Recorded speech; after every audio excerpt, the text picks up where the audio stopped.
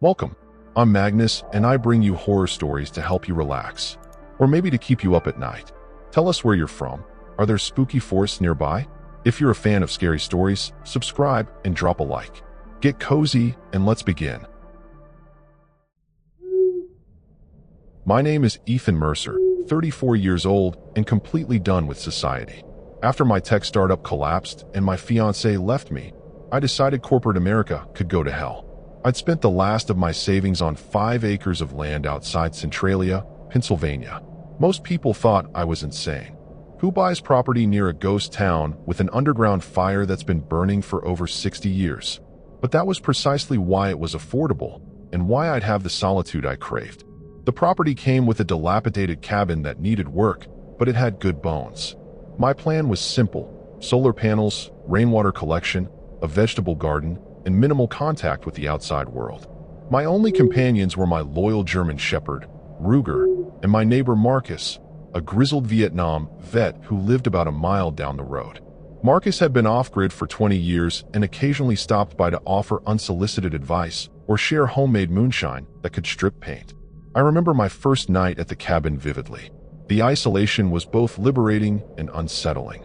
The wind whispered through the surrounding forest, carrying with it the faint smell of smoke, a constant reminder of the fire burning beneath the earth nearby. Ruger seemed restless, pacing by the windows and whining occasionally. I chalked it up to the new environment and tried to ignore the eerie creaking of the cabin settling. As I unpacked my meager belongings, I found something odd tucked behind a loose floorboard, a journal bound in cracked leather. The pages were filled with frantic handwriting, mostly documenting mundane daily activities of someone named Calvin who had apparently lived here in the 1980s. But the final entries were disturbing, filled with paranoid ramblings about what comes through the cracks, and they rise with the smoke. I laughed it off as the ravings of some hippie who'd done too many drugs, but a chill ran down my spine nonetheless. Marcus stopped by the next morning with coffee and a warning. The township ain't just empty cause of that fire, you know. Folks around here talk about other things that were awakened when they opened those mines decades ago. His weathered face was deadly serious as he continued. The indigenous people never mined here. They said the ground was cursed, that sleeping things lived in the deep places. I nodded politely, figuring local legends were part of the rural experience. That afternoon, I hiked toward the abandoned section of Centralia, curious to see the infamous ghost town firsthand.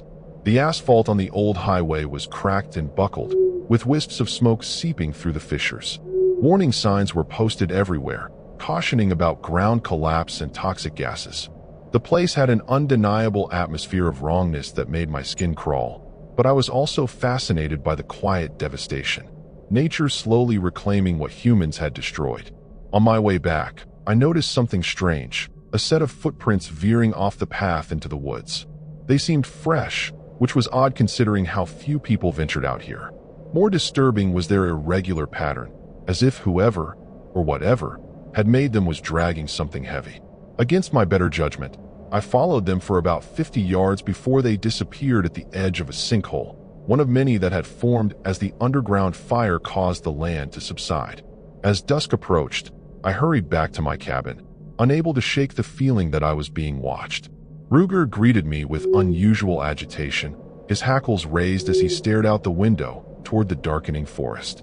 That night, I awoke to his growling, a low, threatening sound I'd never heard him make before. Outside, the wind had picked up, carrying what sounded disturbingly like distant, agonized moaning. Just the wind, I told myself, but I didn't believe it. This was how my new life began, and I had no idea of the horrors that awaited me in the coming days. The first week passed in a blur of manual labor as I repaired the cabin's roof and set up my solar array. I tried to ignore the strange occurrences, the unexplained sounds at night, the occasional whiffs of sulfur that seemed separate from the coal fire's emissions, and Ruger's increasing paranoia. But reality crashed down on me when Marcus failed to show up for our planned supply run into the nearest proper town, 20 miles away. I hiked to his cabin, growing increasingly uneasy as I approached. The door stood ajar, which wasn't like Marcus at all. The interior was a disaster, furniture overturned, mason jars smashed on the floor, and most disturbing of all, long, black scorch marks streaking the walls. They didn't look like typical fire damage. They appeared almost like claw marks burned into the wood. Of Marcus, there was no sign, except for his shotgun left abandoned on the kitchen table, something he would never willingly leave behind. I called out for him in the surrounding woods until my voice grew hoarse, but deep down, I knew he wouldn't answer. Night was falling fast, and I hurried back to my cabin, my mind racing with horrible possibilities. Had he fallen into one of the many sinkholes that pockmarked the area? Had toxic gases from the underground fire affected his mind, causing him to wander off? Or was there something more sinister at work? I recalled his warnings about what the mines had awakened with growing dread. That night, I barricaded myself inside, checking and rechecking the locks on the doors and windows. Sleep was impossible as the wind carried what sounded like whispers just below the threshold of comprehension. Ruger refused to leave my side, trembling whenever his eyes tracked something I couldn't see moving outside the windows. Around 3 a.m., I distinctly heard footsteps on my porch, heavy, dragging steps that paused outside each window before moving on.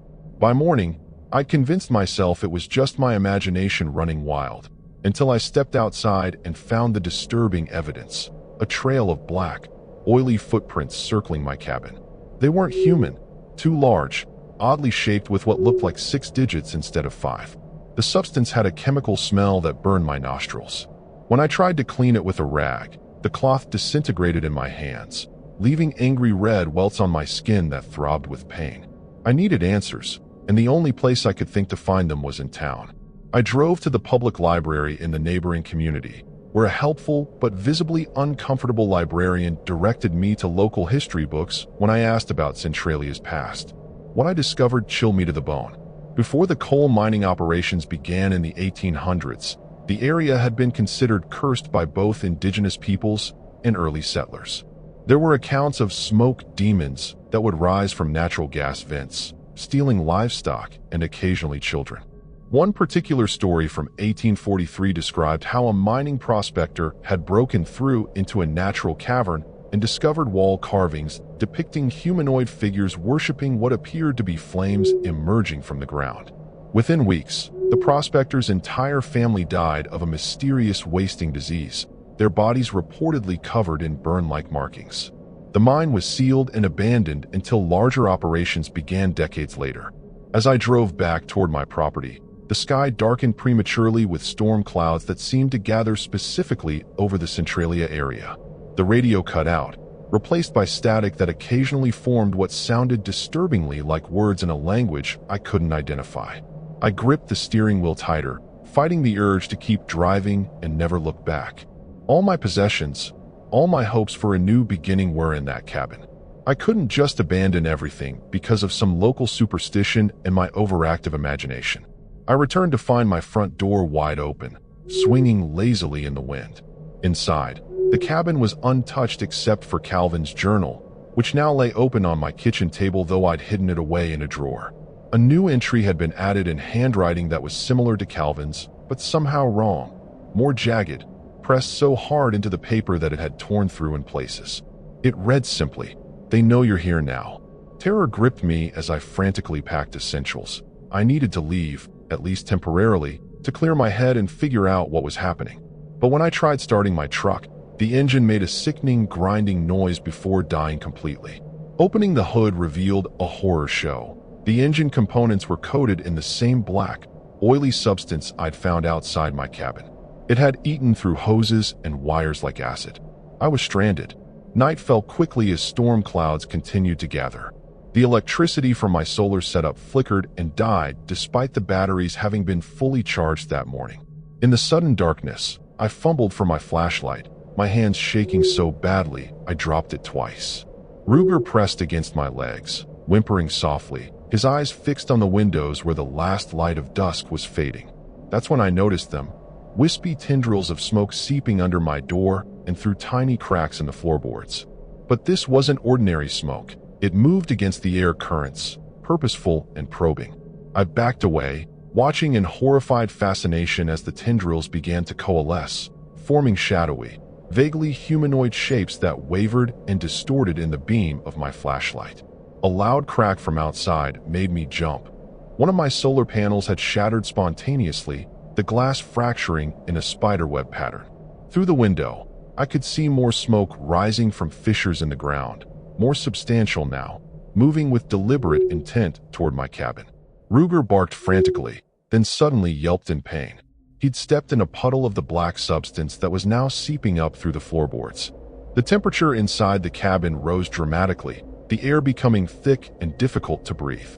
My eyes stung, and my throat felt raw. I grabbed Ruger, wrapped him in a blanket to protect him from the caustic floor, and retreated to the bathroom, the only room with no exterior walls or windows. I plugged the gap under the door with towels and sat in the bathtub with my dog, listening to the sounds of movement throughout my home. Hours passed in that cramped space, punctuated by noises that couldn't possibly be natural. Scraping sounds on the walls, rhythmic thumping on the roof, and worst of all, a low humming that seemed to vibrate directly through my skull. Sometimes it sounded almost like singing, in tones that made my teeth ache and my vision blur. I covered my ears, but it made no difference. Around midnight, a new sound emerged, a human voice calling my name. It sounded exactly like Marcus, pleading for help, saying he was hurt. Every instinct screamed that it was a trap, that whatever was out there was mimicking my friend's voice. But what if I was wrong? What if Marcus had escaped whatever fate had befallen him and needed my help? The ethical dilemma tormented me as the calls grew more desperate. My decision was made for me when something heavy crashed through my living room window. Ruger's growls turned to terrified whimpers as black smoke began seeping under the bathroom door despite the towels. It formed a puddle that rose against gravity, shaping itself into a rough approximation of a hand that reached toward us. I kicked at it, only to have my boot begin to smolder on contact. With no other choice, I clutched Ruger to my chest, took a deep breath, and flung open the bathroom door. What I saw in my cabin defies explanation. The furniture was floating several inches off the floor, orbiting slowly around a central point where the black substance had pooled into a churning vortex. The air was thick with smoke that moved in patterns too regular to be natural, forming and reforming into faceless figures that reached toward me with elongated limbs. I ran. There's no shame in admitting it. I abandoned everything except Ruger and the clothes on my back. The night outside was unnaturally dark, the storm clouds blocking stars and moon alike. The only illumination came from an eerie red glow emanating from the numerous ground fissures that hadn't been there earlier that day. The earth beneath my feet felt wrong, hot and slightly yielding, as if I was walking on something organic rather than soil. The route to the main road was cut off by a massive sinkhole that belched toxic fumes and that same black substance, which flowed like sluggish blood from an open wound in the earth. I changed direction, heading deeper into the woods, away from Centralia. My only hope was to reach the neighboring township about 12 miles away on foot. In my panic, I'd left my phone behind, and my flashlight was already showing signs of failing, its beam growing weaker by the minute. The forest was alive with sounds, branches snapping, undergrowth rustling, and that same humming vibration that seemed to come from everywhere and nowhere. I caught glimpses of movement in my peripheral vision, dark shapes flitting between trees, always just out of direct sight. Ruger had gone quiet, too terrified to even whimper as he trembled in my arms, his weight becoming more difficult to bear as I pushed on through the increasingly dense forest. I tripped over an exposed root and went down hard, Ruger tumbling from my grasp. My flashlight shattered against a rock, plunging us into complete darkness. As I struggled to my feet, I realized with horror that I couldn't hear Ruger anymore. I called for him softly, then with increasing desperation, my hands groping blindly in the dark. My fingers brushed against something wet and hot, the same caustic substance from before, and I jerked back in pain. The darkness was absolute, but somehow I could sense movement all around me. The trees themselves seemed to be shifting position, cutting off my escape routes. The ground trembled beneath my feet, and a sound like deep, subterranean laughter rolled through the forest. I stumbled forward, no longer certain of my direction, driven purely by the need to get away. Dawn should have been approaching, but the darkness held. The only light came from occasional glimpses of that hellish red glow between the trees. I realized with growing despair that I was walking in circles. The same twisted oak kept appearing on my left, recognizable by its distinctive split trunk. The forest was hurting me, directing my movements back toward Centralia, back toward whatever waited for me there. My strength was failing when I spotted it, a structure looming ahead, barely visible in the gloom. As I drew closer, my heart sank. It was an old mine entrance, long abandoned, its timbers rotting and covered in that black, oily substance. Above the entrance, someone had recently painted a message in what looked disturbingly like blood. The way out is through. Below it, scratched directly into the wood, Calvin was here. So was Marcus. Every rational part of my brain screamed not to enter that mine. But what choice did I have? The forest had become a maze with no exit, and something was drawing closer. I could hear heavy footsteps and labored breathing behind me, closing in. With one last desperate look over my shoulder at shadows that seemed to solidify with every passing moment, I ducked into the mine entrance. The tunnel sloped downward at a sharp angle, the ground slick with moisture and that omnipresent black substance. The air grew hotter, sulfurous, burning my lungs with each breath. Strange luminescent fungi provided just enough light to see by, casting everything in a sickly green glow. The walls were carved with symbols similar to those I'd read about in the library. Humanoid figures prostrating themselves before shapes that resembled flames but had too many appendages to be natural fire. The mine shaft seemed endless, branching occasionally into smaller tunnels from which emanated sounds no human throat could make. I chose my path based solely on which direction felt less wrong, less charged with malevolent energy. The heat became nearly unbearable as I descended deeper, sweat soaking through my clothes, my vision blurring from dehydration and exhaustion. After what felt like hours, the tunnel opened into a vast underground chamber that shouldn't have been possible. It was too large, the ceiling too high to exist beneath the earth as I knew it. And it wasn't empty. The floor was a lake of that black, tar-like substance, from which rose hundreds of stone pillars. Atop each pillar was a figure, some clearly human, others decidedly not, all frozen in postures of agony. With dawning horror, I recognized Marcus on one of the nearer pillars, his body half absorbed into the stone, his face contorted in a silent scream. Next to him was another figure I somehow knew must be Calvin, though he appeared to have been there for decades, his form almost fully petrified. Both of their eyes tracked my movement as I edged around the chamber's perimeter, the only part not submerged in the black lake. At the chamber's center, rising from the deepest part of the black pool, was a structure that resembled a throne made of fused human remains. Upon it sat something. I cannot fully describe what I saw. My mind rebels against the memory, filling the details with static. It was vaguely humanoid, but wrong in fundamental ways. Proportions impossible, limbs too numerous, its skin constantly shifting between solid matter and smoke. Where a face should have been was a swirling vortex of that same black substance, occasionally parting to reveal something beneath that glowed with the same red light I'd seen emanating from the fissures above. The entity turned toward me, and I felt its attention like a physical blow. A voice that wasn't a voice filled my head. You sought isolation. You rejected your world. Now be welcome to ours.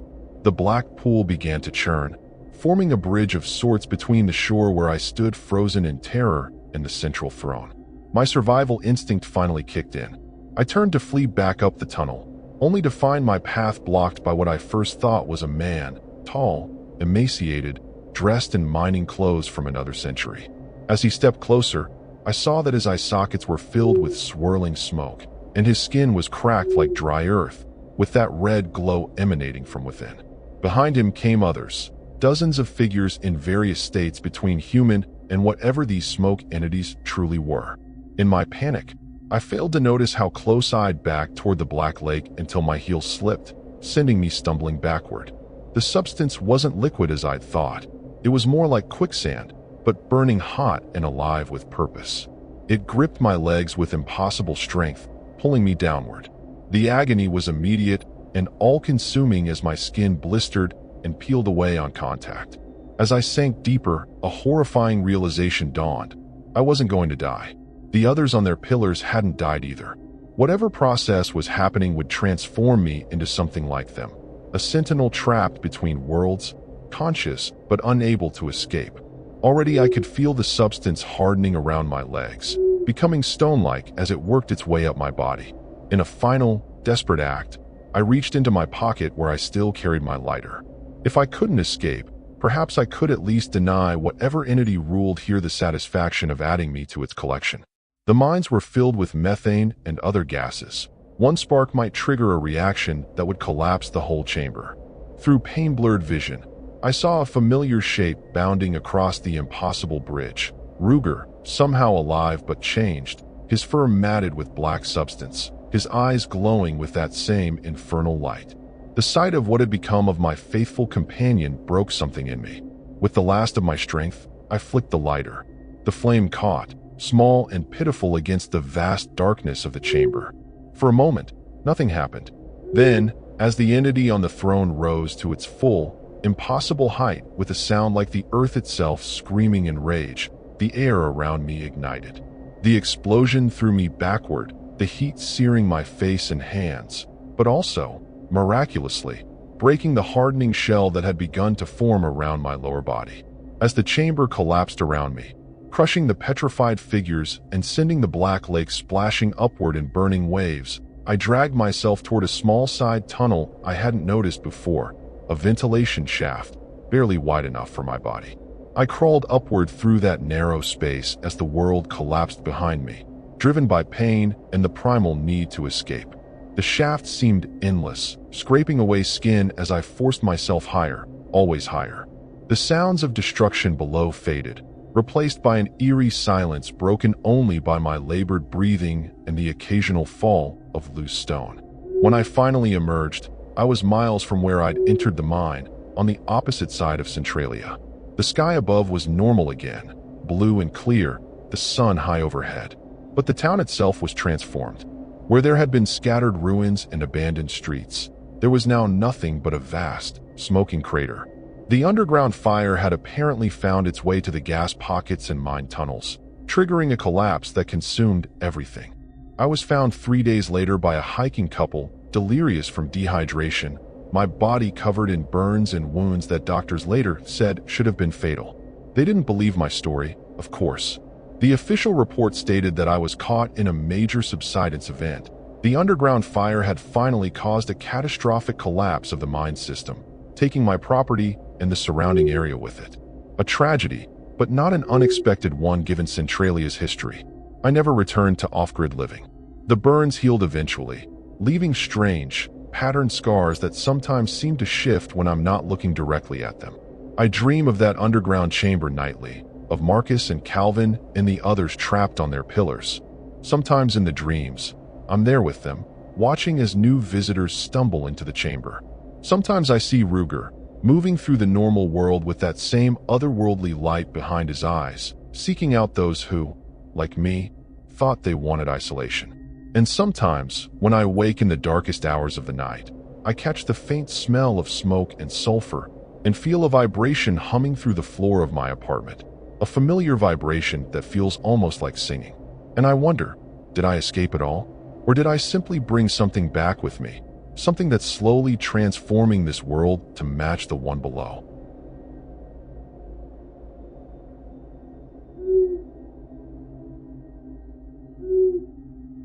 I never thought I'd end up living in the shadow of Devil's Tower, just outside Concrete, Washington. My name is Elijah Thorne. I'm 34 years old, and 6 months ago I abandoned my suffocating corporate life in Seattle to chase some misguided dream of self-sufficiency in the dense forests of the North Cascades. The locals warned me about the abandoned Baker cabin I'd purchased, how the previous owners had vanished without a trace back in '97, how strange lights flickered through the trees at night, how the indigenous people had long avoided this particular valley. But I dismissed it all as small-town superstition. The first few weeks were exactly what I needed. Peaceful mornings with coffee on the porch overlooking mist-covered mountains, afternoons spent fixing the cabin's sagging roof, evenings by the wood stove reading Thoreau by lantern light. My nearest neighbor, Margot, lived about 2 miles down the Forest Service Road.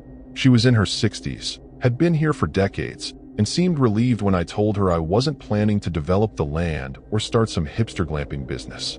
Just be careful around the old mine entrances, she'd warned during our first meeting. And if you hear singing at night, don't follow it, no matter how beautiful it sounds.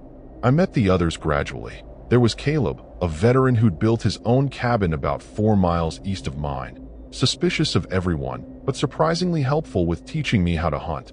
Verna and her teenage daughter Iris, who lived in a converted school bus and gathered herbs from the forest for their online apothecary business. And Derek, a taciturn man who'd inherited his grandfather's hunting lodge and seemed to know every trail and creek in a 50-mile radius. We weren't exactly friends, but we formed an unofficial community of outcasts, trading skills and supplies, respecting each other's desire for solitude. The isolation could be intense, especially during the frequent power outages when even my modest solar setup couldn't keep up with the persistent cloud cover. During one particularly dark week in November, I found myself staring out the window at the impenetrable wall of trees surrounding my cabin, feeling a creeping sense of dread I couldn't explain. It was during these moments I'd think about the local legends Margot had shared, the stories of miners who disappeared in the 1920s, their bodies found weeks later with bizarre spiral markings carved into their flesh, the unexplained flashes of green light people reported seeing deep in the forest, the persistent rumors of a cult that had operated in these mountains in the 1970s. What disturbed me most were the petroglyphs I'd found while clearing brush near the creek. Ancient rock carvings depicting elongated humanoid figures with too many limbs, surrounded by spiral patterns that made my eyes hurt if I looked at them too long. When I showed photos to Derek, his normally impassive face had tightened. "Cover them back up," he'd said. "Some things are meant to stay buried." I should have listened, but instead, I became obsessed with researching their origin, ordering obscure anthropology texts that arrived weeks late due to the unreliable rural delivery. The dreams started in December, vivid nightmares of walking through the forest following a distant melody, only to find myself standing before a massive stone doorway embedded in the mountainside. In these dreams, something always waited just beyond the threshold, something ancient and patient that knew my name. I'd wake gasping, convinced I could still hear faint singing echoing through the trees. Occasionally, I'd find myself sleepwalking, once waking up nearly half a mile from my cabin in my underwear, with no memory of how I'd gotten there. My isolation was becoming psychological as well as physical. Cell service had always been spotty, but by January, it was completely gone. Internet access through my satellite connection became increasingly unreliable, cutting out for days at a time. When I drove the 40 minutes into town, people would fall silent when I entered the general store, watching me with wary eyes. Once, the elderly cashier pressed a small cloth bag into my hand alongside my change. "Elderberry and Rowan," she whispered. "Keep it with you." I laughed it off at the time, but I still hung the bag above my bed that night. As winter deepened, I noticed changes in the others too. Caleb's eyes had developed a yellowish tinge, and he'd stopped hunting, claiming the animals had become too clever. Verna and Iris rarely left their bus anymore, and when I dropped off some firewood for them, Iris had stared at me with an expression of such profound pity that I'd felt a chill run through me. "It's chosen you," she'd said, before Verna hustled her inside. Most troubling was Derek. I hadn't seen him in weeks, but smoke still rose from his chimney, and occasionally I thought I could hear multiple voices coming from his cabin when I passed by, though he supposedly lived alone. The first concrete sign that something was terribly wrong came on a bitter February morning. I woke to find strange tracks in the snow outside my cabin, not animal prints, but long, fluid impressions as if something heavy had been dragged through the clearing. They led from the edge of the forest straight to my porch, then disappeared. That same day, my water turned a rusty brown, carrying a sulfuric smell that made me gag. When I hiked to the spring that fed my cabin's pipes, I found the water clear and normal, but something dark and oily seemed to move beneath the surface, disappearing whenever I tried to focus on it. I decided to drive into town for supplies and maybe mention these oddities to the sheriff, but my truck wouldn't start. The battery was dead despite being nearly new, and when I popped the hood, I discovered all the wiring had been stripped, the copper exposed as if something had been chewing on it. I tried calling Caleb on my satellite phone, but the line was filled with strange, rhythmic clicking that made my teeth ache. Left with no choice, I grabbed my backpack and began the long hike toward town, only to find the Forest Service road blocked by a massive fallen Douglas fir that hadn't been there the previous day. Margot hadn't responded to my knocks in over a week, so I decided to check on her. The door to her cabin was unlocked, swinging open at my touch to reveal an interior that had been abandoned for what looked like months. Dust-covered furniture, dead plants, a calendar on the wall still showing October.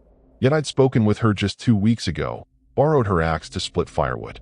In her bedroom, I found dozens of the same cloth bags that the store clerk had given me, hanging from the ceiling in concentric circles. On her desk lay an open journal, the last entry reading simply, "They're coming up through the mine. God help us all." That night, I barricaded myself in my cabin, pushing furniture against the doors and windows. The forest had fallen unnaturally silent. No owls, no wind in the trees, not even the distant howl of coyotes that usually echoed through the valley. Around midnight, I heard it, faint singing, hauntingly beautiful, drifting through the trees. Despite Margot's warning, I found myself drawn to the window, peering out into the darkness. In the distance, weaving between the trunks of ancient cedars, were lights, not flashlights or lanterns, but glowing orbs of pale green that moved with purpose, drawing closer to my cabin. I woke the next morning on the floor beneath the window, with no memory of falling asleep. When I looked outside, I discovered a perfect circle of mushrooms surrounding my cabin, white fungi with red speckles that I'd never seen before in these woods. More disturbing were the dozens of dead birds scattered across my clearing, ravens, mainly, their bodies contorted as if they'd fallen from the sky mid-flight. When I tried to bury them, I discovered each had a small spiral pattern carved into its breast, the cuts too precise to be anything but deliberate. The satellite phone began working again that afternoon, but instead of a dial tone, I heard what sounded like hundreds of voices whispering simultaneously, too quiet to make out words, but clearly human. In desperation, I hiked to Verna and Iris's bus, only to find it empty, the interior spotlessly clean as if they'd never lived there at all.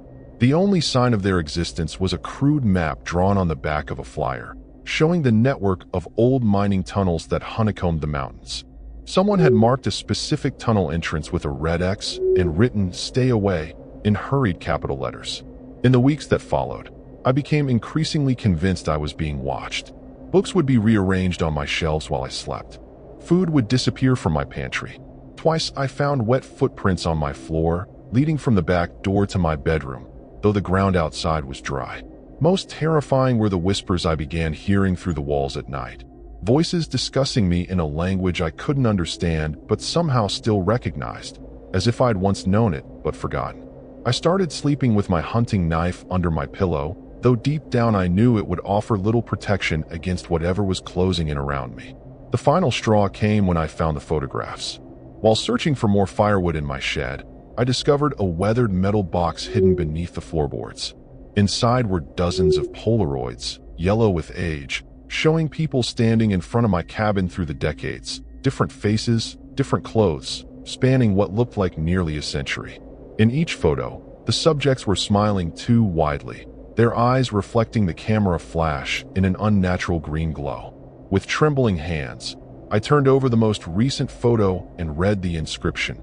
Elijah Thorne, February 2025, dated 3 weeks in the future. The threat revealed itself on the night of the full moon. I'd been planning my escape, packing essentials, and studying the crude map I'd found in Verna's bus, trying to identify which logging roads might still be passable this time of year. Around midnight, the temperature plummeted so drastically that the water glass by my bed froze solid. My breath clouded in front of my face as a sound like distant thunder rolled through the valley. When I looked out the window, I saw them, figures moving through the trees, tall and unnaturally thin, their movements fluid like underwater plants swaying with the current. They weren't human, that much was immediately clear. Their limbs were too long, joints bending in impossible directions as they glided between the trees. In the moonlight, their skin gleamed like wet stone, reflecting an iridescent sheen of greens and purples. Most disturbing were their faces, or rather, the absence of them. Where features should have been, they had only smooth, blank surfaces with a single vertical indentation, like a closed eyelid running from forehead to chin.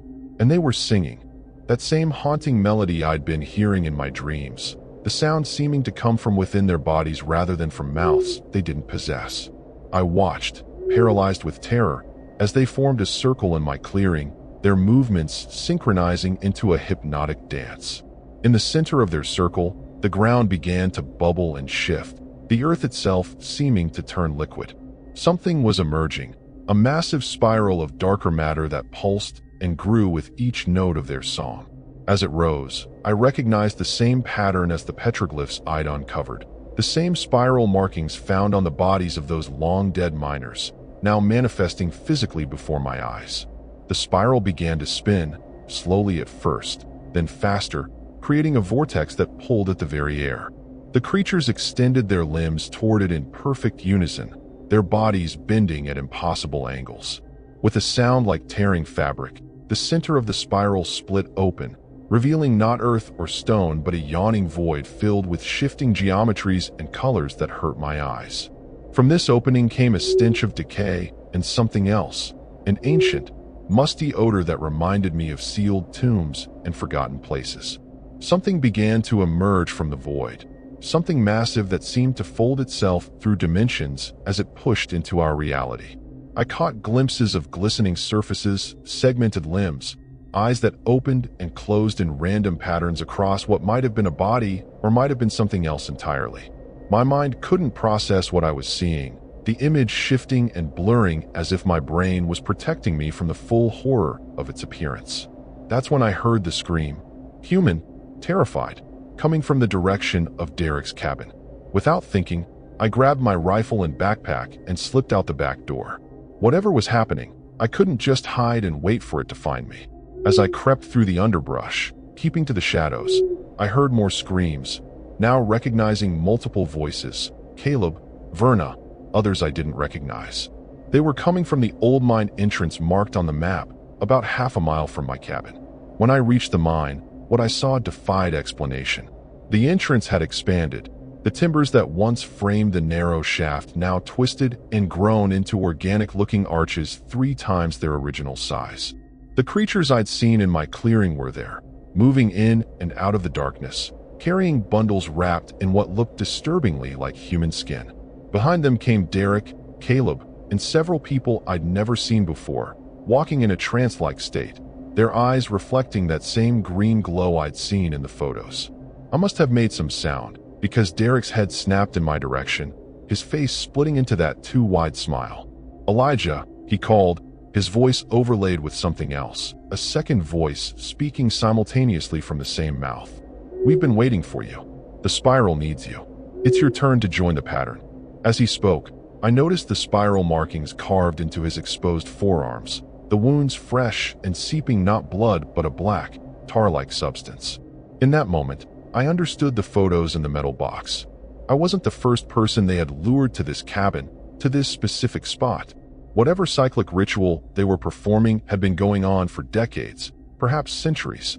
The missing owners, the warnings from locals, Margot's final journal entry, it all clicked into a pattern as terrifying as the spiral itself. These woods, this valley, this specific location had been chosen long ago for something unthinkable, and I was just the latest sacrifice. I ran like I'd never run before, crashing through underbrush, ignoring the scratches from branches and thorns as I fled in the opposite direction of the mine. Behind me, I heard Derek's voice calling my name, the sound distorting and multiplying as if a dozen voices were now chanting it in unison. Worse were the other sounds, the liquid squelching of those creatures moving through the forest, the cracking of trees being pushed aside by something massive, and always that singing, now rising to a frenzied pitch that made my ears ring and my vision blur. The forest itself seemed to be working against me. Roots rose from the ground to trip me, branches swung down as if trying to grab me, and twice I nearly ran headlong into tree trunks that I could swear hadn't been there seconds before. My only advantage was my intimate knowledge of these woods after months of hunting and exploring. I headed for the river, remembering something Iris had once mentioned about the entities being unable to cross running water, folklore I'd dismissed at the time, but now clung to desperately. As I scrambled down the steep embankment toward the sound of rushing water, my foot slipped on the wet rocks, sending me tumbling down the slope. I landed hard, the impact knocking the wind from my lungs and sending my rifle clattering away into the darkness. As I gasped for breath, I became aware of a presence nearby, a figure standing motionless among the trees. It was Margot, but not as I'd known her. Her skin had the same stone-like quality as the creatures, and parts of her body seemed to be in the process of transforming. One arm elongated and jointed in new places, half her face smooth and featureless. "They're not from here," she said, her voice surprisingly normal, though her jaw moved stiffly. "They've been coming through the mine since they were first dug in the 1880s. The miners broke through to something they shouldn't have, opened a door that can't be closed." She stepped closer, and I saw that her eyes were still human, filled with tears. Every 28 years, the alignment allows them to fully manifest, to take new hosts.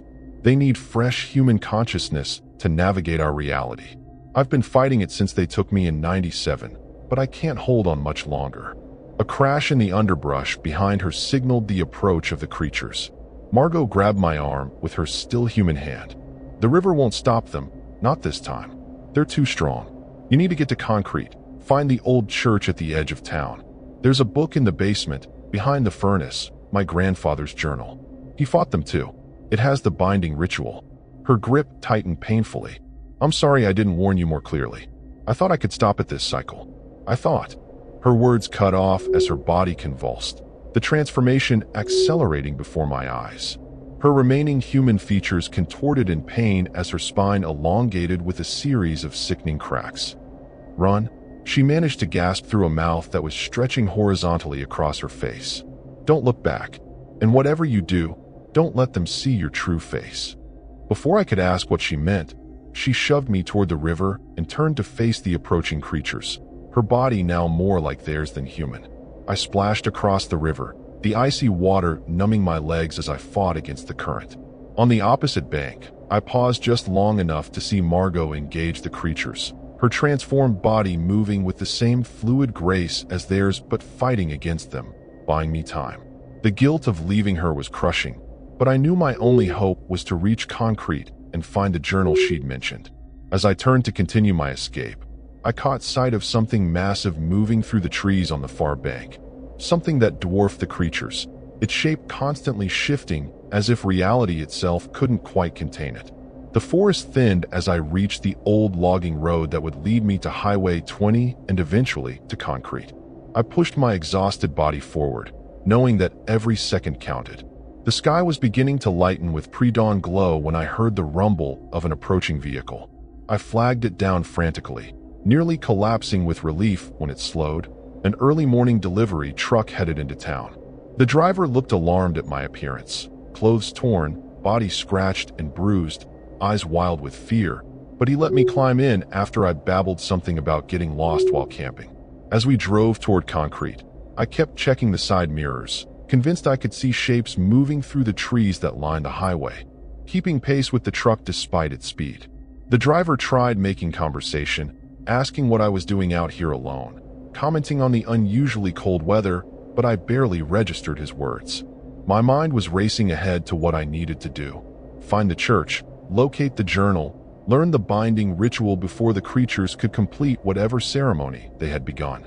We crested the final hill, the town of Concrete coming into view in the valley below. In the growing light, I could see the church Margot had mentioned, a small, weathered building on the outskirts with a sign declaring it the First Presbyterian Church of Concrete, IST 1908. Hope surged through me, but it died just as quickly when I saw what was happening in the town itself. Green lights floated through the streets, and even from this distance, I could make out the tall, fluid forms of the creatures moving openly among the buildings. Worse, I could see people, dozens of them, walking with that same trance-like gait I'd observed in Derek and the others, all converging on the center of town. "Stop the truck," I told the driver, my voice hoarse with fear. "Something's wrong down there." He squinted through the windshield, then shook his head. "Looks fine to me. Just folks heading to work early." He glanced at me with growing suspicion. "You sure you're okay, buddy? You look like you've seen a ghost." That's when I realized he couldn't see them. Whatever was happening was visible only to me, perhaps because I'd been marked, chosen as part of their cycle. I muttered an excuse about feeling sick and asked him to let me out near the church. He seemed relieved to be rid of me, pulling over and barely waiting for me to close the door before driving away. As his taillights disappeared around a bend, I stood alone on the roadside, the church 100 yards ahead of me and the infected town just beyond. The church door was unlocked, the interior dark and musty with disuse. Dust sheets covered the few remaining pews, and water damage stained the walls where the roof had leaked. I found the basement door behind the pulpit, the hinges groaning in protest as I pulled it open. The stairs creaked ominously under my weight as I descended into absolute darkness, using my phone's flashlight to guide me. The basement was cluttered with abandoned church supplies, moldy hymnals, broken furniture, cardboard boxes of Christmas decorations, and in the corner stood the ancient furnace Margot had mentioned. Moving it was nearly impossible in my exhausted state, but desperation gave me strength. Behind it, just as Margot had said, was a small alcove in the wall, bricked up except for one loose stone. When I pulled it free, I found a leather-bound journal wrapped in oilcloth, preserved despite the dampness of the basement. The journal belonged to Theodore Winters, Margot's grandfather, who had served as both pastor of this church and town doctor in the early 1900s. His cramped handwriting documented his discovery of what he called the pattern people and his decades-long battle against their incursion.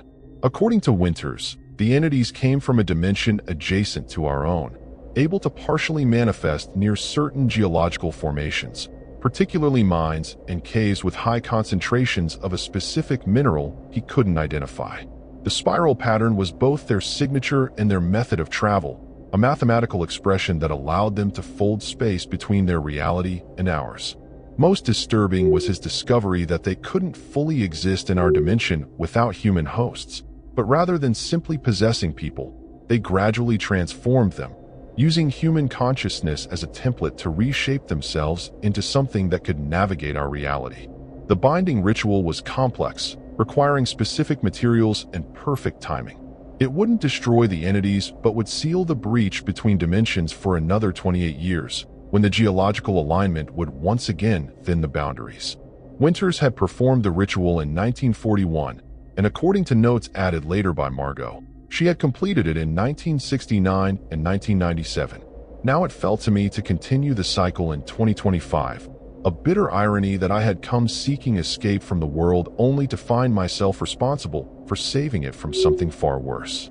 The ritual required 3 things I didn't have: water from the spring nearest the breach, the same spring that fed my cabin, rock dust from the mine entrance, and blood from someone partially transformed but still retaining their human consciousness.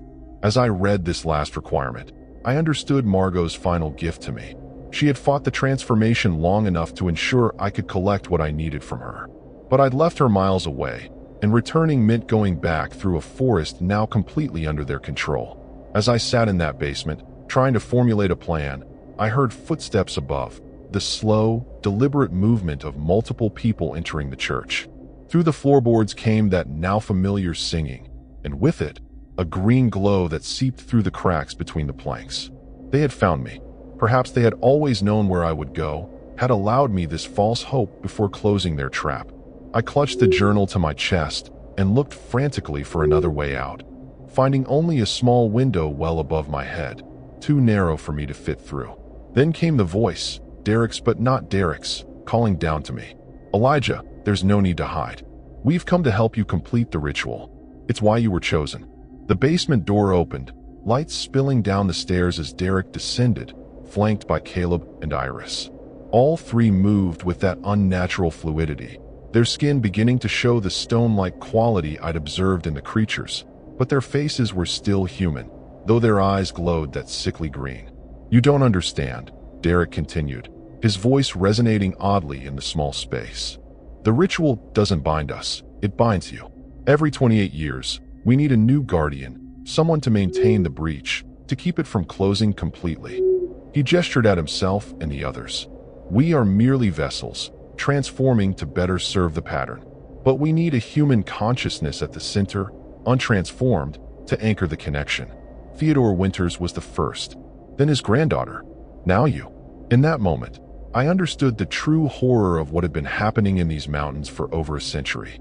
The journal in my hands wasn't a guide to stopping the invasion. It was a chronicle of unwitting humans being manipulated into maintaining it. The binding ritual didn't seal the breach, it stabilized it, preventing it from either closing naturally or expanding uncontrollably. Each guardian thought they were saving humanity, when in reality they were preserving the very pathway the entities used to enter our world. The ultimate twist in this nightmare was that I had never been running from the pattern people. I had been running toward the role they had selected for me. Every step of my journey from the corporate world to this isolated cabin had been orchestrated. Every encounter with the off-grid community designed to prepare me for this moment. Even finding the journal had been part of their plan, ensuring I would believe I was fighting against them when I was actually completing the cycle they required. As Derek extended his hand toward me, his fingers elongating into something no longer human, I made my final choice, the only truly free decision I'd had since arriving in these mountains. Instead of running, instead of fighting, I struck a match from the emergency kit in my backpack and touched it to the ancient, dry pages of Theodore Winter's journal. The paper caught immediately, flames racing across the brittle parchment as Derek and the others screamed in unified horror. If the ritual couldn't be performed, if the knowledge was destroyed, perhaps the breach would finally close on its own. The basement erupted into chaos as the transformed humans lunged for the burning journal. In the confusion, I managed to slip past them and up the stairs, slamming the door behind me and jamming it with a broken piece of pew. The main floor of the church was filled with townspeople in various stages of transformation, all frozen in shock as they sensed the ritual was in jeopardy. Outside, through the stained glass windows, I could see the green lights converging on the church, the massive presence I'd glimpsed in the forest now looming over the town itself, its form distorting reality around it. I knew I wouldn't escape, not this time. But as the basement door splintered and the transformed creatures poured into the church, I felt a strange sense of peace. I had broken the cycle that had trapped Theodore Winters, Margot, and countless others before them. Whatever happened next would be different, unpredictable, perhaps worse, perhaps better, but no longer bound by the pattern that had held this valley in its grip for generations. As the creatures surrounded me, their forms twisting in rage, the massive presence outside the church began to destabilize, the green light flickering as the breach between dimensions, deprived of its human anchor, began to collapse upon itself. In that final moment, as reality itself seemed to bend and fracture around me, I understood that true horror isn't found in monsters or supernatural entities. It's in the realization that sometimes your entire existence has been shaped by forces beyond your comprehension, that your most independent choices were never truly your own. And sometimes, the only victory possible is to accept your own destruction if it means breaking the pattern for those who might come after. As consciousness faded and the church collapsed inward upon itself, my last thought was not of fear but of relief, that finally, after all this time, the spiral would end with me.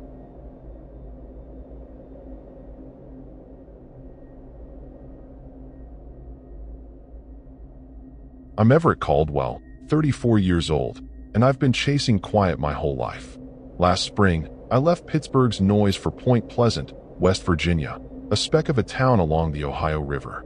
I bought 20 acres of dense forest, a cabin with no neighbors, no Wi-Fi, no nothing. Just me, the trees, and a dream of living off-grid. My sister, Maris, 29, thought I was nuts but helped me move. She's a nurse, all practicality, and kept joking I'd turn into a hermit. My only other tie here is Tobin, a 50-year-old local handyman I hired to fix the cabin's leaky roof. He's gruff, knows the land like his own skin, and drops cryptic warnings about staying alert at night. The cabin's a relic, creaky floors, wood stove, windows that rattle in the wind. I loved it instantly. Point Pleasant's got this heavy air, though, like the town's holding its breath.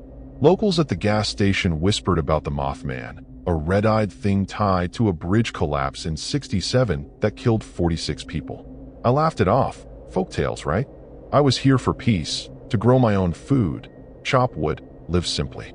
Maris visited once, brought me a radio, said, "Don't go full weirdo out here." I promised I wouldn't.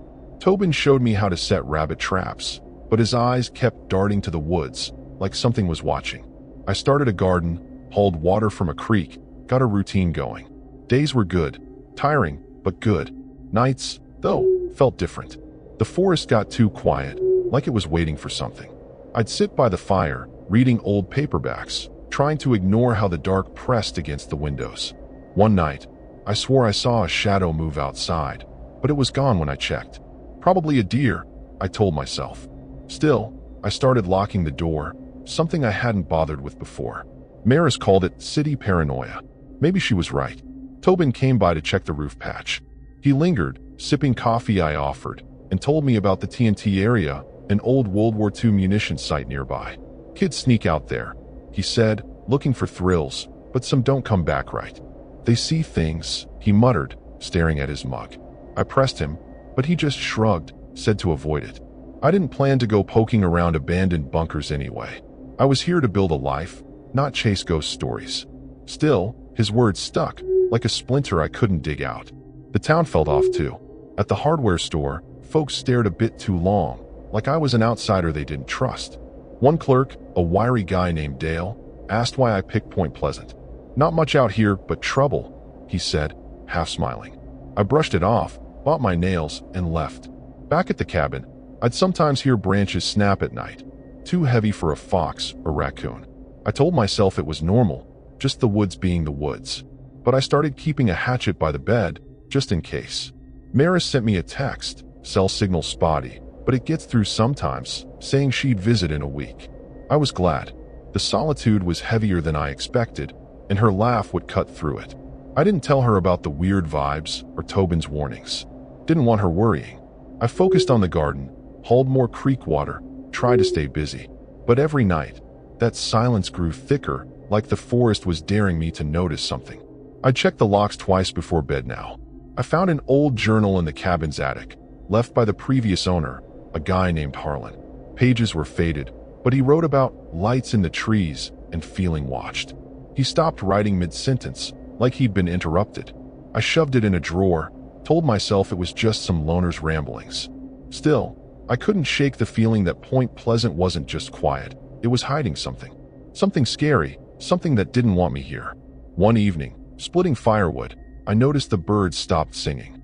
Just quit, all at once. The air felt wrong, heavy, like before a storm but worse. I gripped the axe, scanned the tree line. Nothing. I went inside, locked the door, tried to laugh it off. Probably just tired, I thought. But I kept the axe close that night, and sleep didn't come easy. The forest was too still, too silent, like it knew something I didn't. I woke up to a faint hum, low and steady, coming from outside. Not an animal, not the wind, just this weird, pulsing sound. I lay there, heart thumping, telling myself it was nothing. But I couldn't shake the feeling that whatever was out there was closer now. I didn't look out the window. I didn't want to see what might be looking back. Morning hit, and that hum from last night was gone.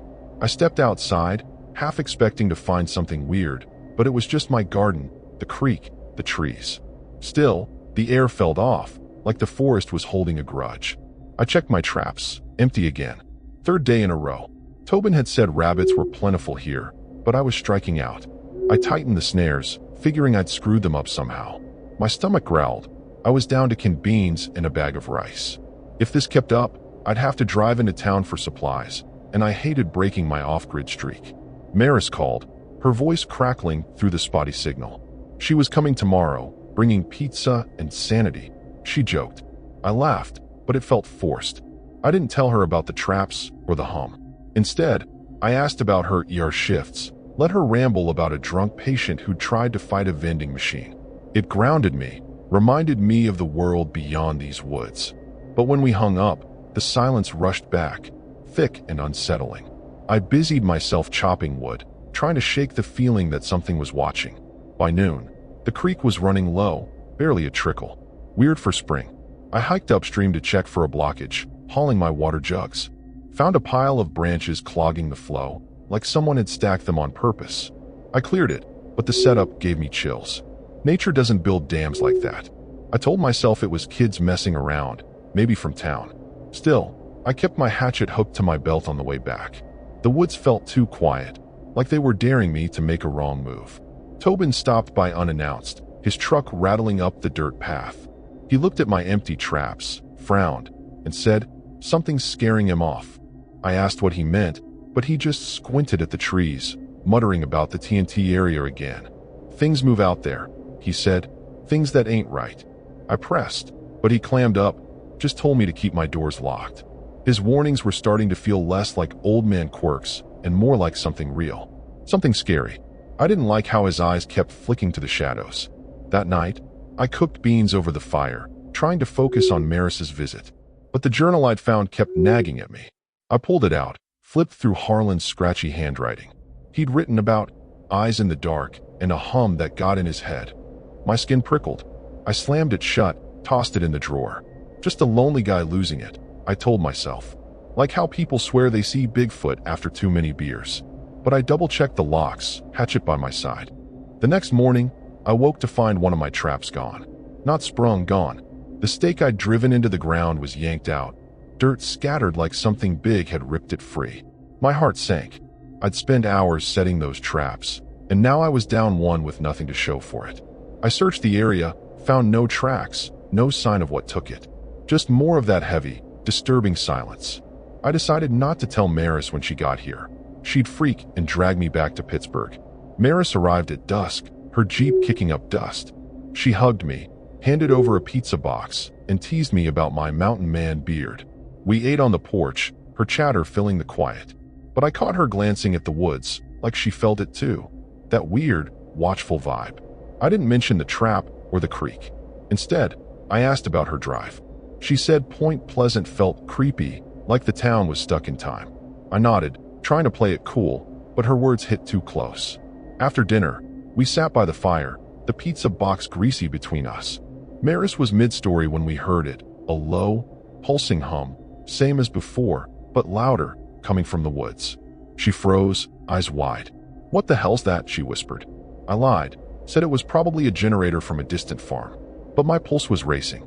The hum wasn't mechanical, it felt alive, like it was burrowing into my skull. We went inside, locked the door, tried to laugh it off. Maris didn't buy my excuse, I could tell. I couldn't sleep that night. The hum faded, but the cabin felt wrong, like the walls were too thin. Maris was in the spare room, snoring softly, but I kept the hatchet by my bed. Around 2 a.m., I heard a scrape outside, slow and deliberate, like something dragging across the dirt. My mouth went dry. I gripped the hatchet, listened hard, but it didn't come again. I didn't wake Maris. She'd think I was paranoid. But I knew what I heard, and it wasn't a deer or a fox. Something was out there, and it was getting bolder. I woke to Maris shaking me, her face pale. "Everett, get up. Something's outside." Her voice was sharp, no trace of sleep. I grabbed the hatchet, heart hammering, and followed her to the window. Dawn was barely breaking, gray lights spilling over the trees. She pointed to the garden. My carrots and lettuce were torn up, roots scattered like someone had ripped them out in a rage. But it wasn't the plants that made my stomach drop. There were marks in the dirt, deep gouges, too wide for any animal I knew. They trailed into the woods, disappearing into the shadows. We stepped outside, the air cold and heavy. Maris clutched a kitchen knife, her knuckles white. I followed the gouges, each one a disturbing reminder that something big had been here. The marks stopped at the tree line, but I noticed something else. My missing trap, mangled and twisted, hanging from a low branch like a sick trophy. "This is messed up," Maris whispered. I nodded, my throat tight. Whatever did this wasn't just scavenging. It was sending a message. I convinced Maris to stay close to the cabin while I checked the creek. The water was flowing again, but I found more of those branches stacked nearby, arranged in a way that felt deliberate, almost ritualistic. My skin crawled. It reminded me of those creepy stick figures in that old horror flick, The Blair Witch Project. I kicked them apart, told myself it was just local kids playing a prank. But deep down, I knew better. This felt wrong, scary, like the forest was turning against me. Back at the cabin, Maris was pacing, her phone useless with no signal. "We need to leave, Everett," she said, voice low. I wanted to argue. This was my home, my dream, but those gouges flashed in my mind. I suggested we call Tobin, see if he knew anything. She agreed, but her eyes kept darting to the windows. I tried the radio, got static, then a faint voice, some local station mentioning sightings near the TNT area.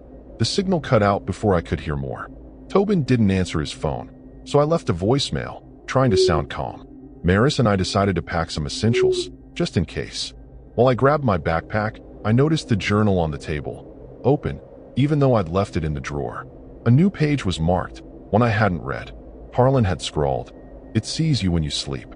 Red eyes. It knows." My hands shook as I showed Maris. She went quiet, then said, "We're not staying tonight." We ate a quick lunch, but the cabin felt like it was closing in. Every creak of the floorboards made us jump. Maris kept checking the locks, muttering about how she should have dragged me back to Pittsburgh. I tried to lighten the mood, joking about her being a city girl scared of squirrels, but it fell flat. Outside, the birds were silent again, and that heavy, disturbing stillness was back. I couldn't shake the feeling that whatever was out there was watching, waiting for us to slip up. Late afternoon, we heard the hum again, louder, closer, vibrating in my chest. Maris grabbed my arm, her nails digging in. "That's not a generator," she hissed. We peered through the window, saw nothing but trees. Then, a shadow flickered at the edge of the clearing, tall, too tall, gone in a blink. My heart stopped. Maris saw it too. Her face said it all. "What the hell was that?" she whispered. I didn't answer. I couldn't. Something was out there, and it wasn't human. We barricaded the door with a chair, but it felt pointless. The hum grew erratic, pulsing like a heartbeat. I remembered Tobin's warnings, the radio's talk of sightings, Harlan's journal. This wasn't just some animal or prank. It was something else, something tied to Point Pleasant's dark history, something scary as hell. Maris was shaking, but she kept her knife ready. "We're not waiting for it to come inside," she said. I nodded, but my mind was racing. Where could we even go? As night fell, the hum stopped, but the silence was worse. Then came a new sound, a low, guttural rasp, like air being forced through something alive. It was close, right outside the cabin.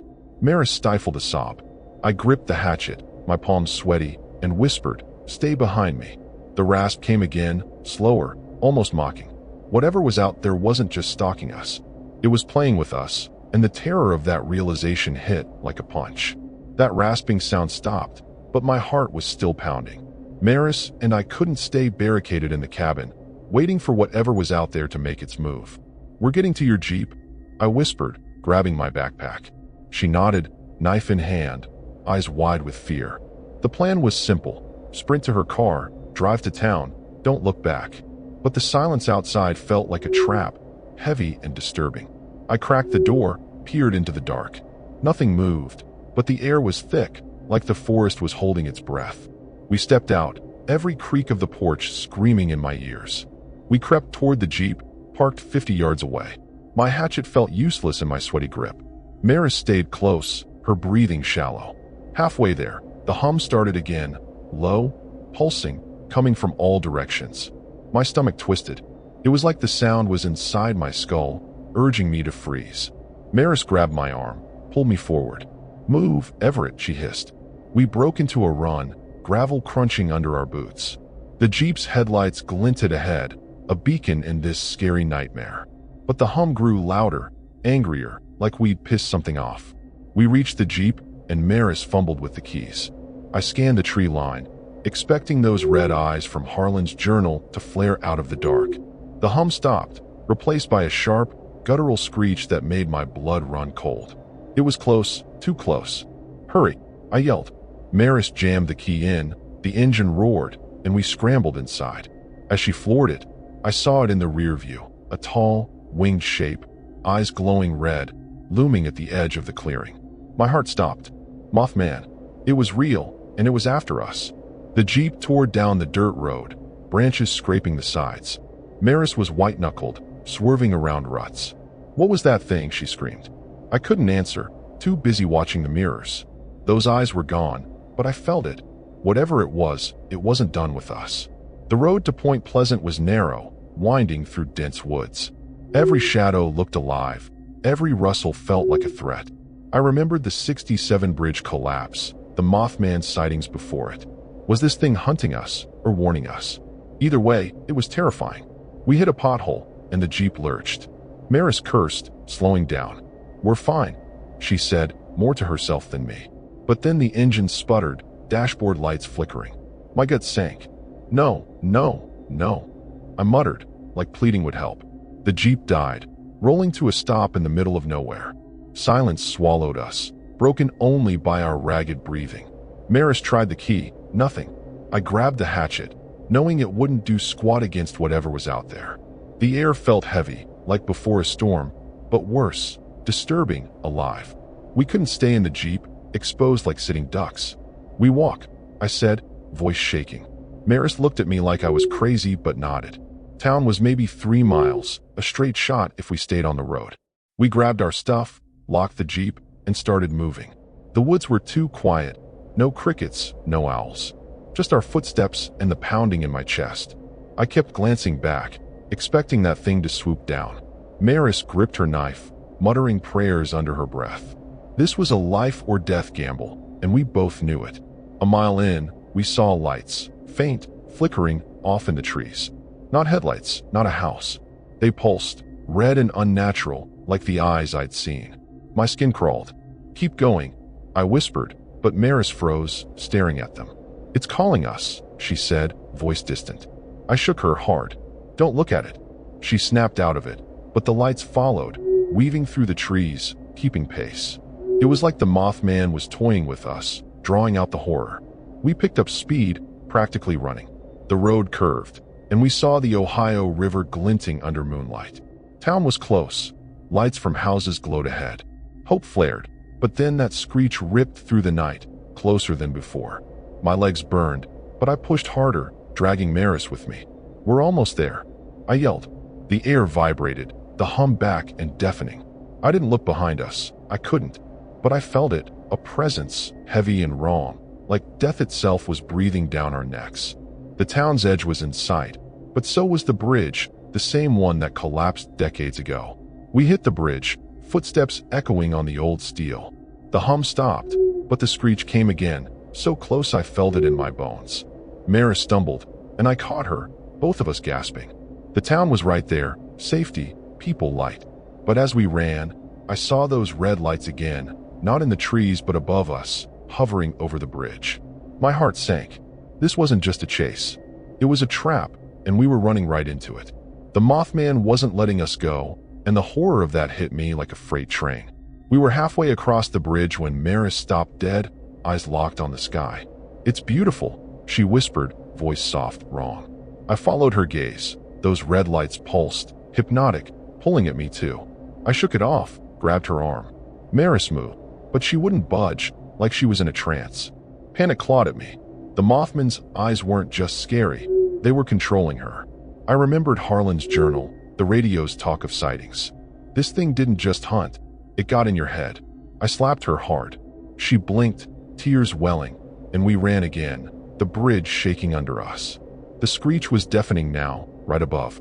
I risked a glance. Wings, massive and black, blocked the stars. My legs felt like jelly, but town was so close.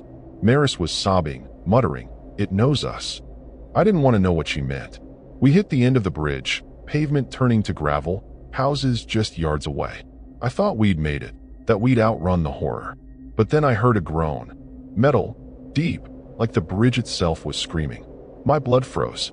The 67 collapse flashed in my mind. Not again. We sprinted for the nearest house, banging on the door.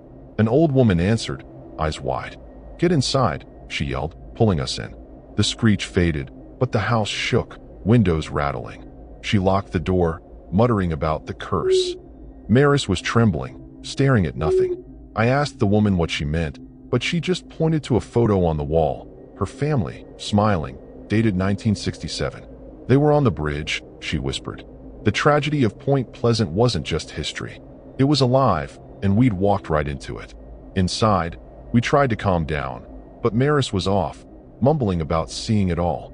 The woman gave us tea, said the Mothman wasn't just a monster. It was an omen, tied to doom. I didn't want to believe her, but those eyes, that hum, the bridge's groan, it all felt too real. I called Tobin from her landline. He answered, voice grim. "You saw it, didn't you?" He told me to stay put, that he was coming. But Maris stood, eyes glassy, and said, "I have to go back." My heart sank. She wasn't herself, and I'd missed the signs. I tried to stop her, but she bolted out the door before I could grab her. I chased her, yelling, into the night. She was running for the bridge, like she was drawn to it. The air was thick, the hum back, louder than ever.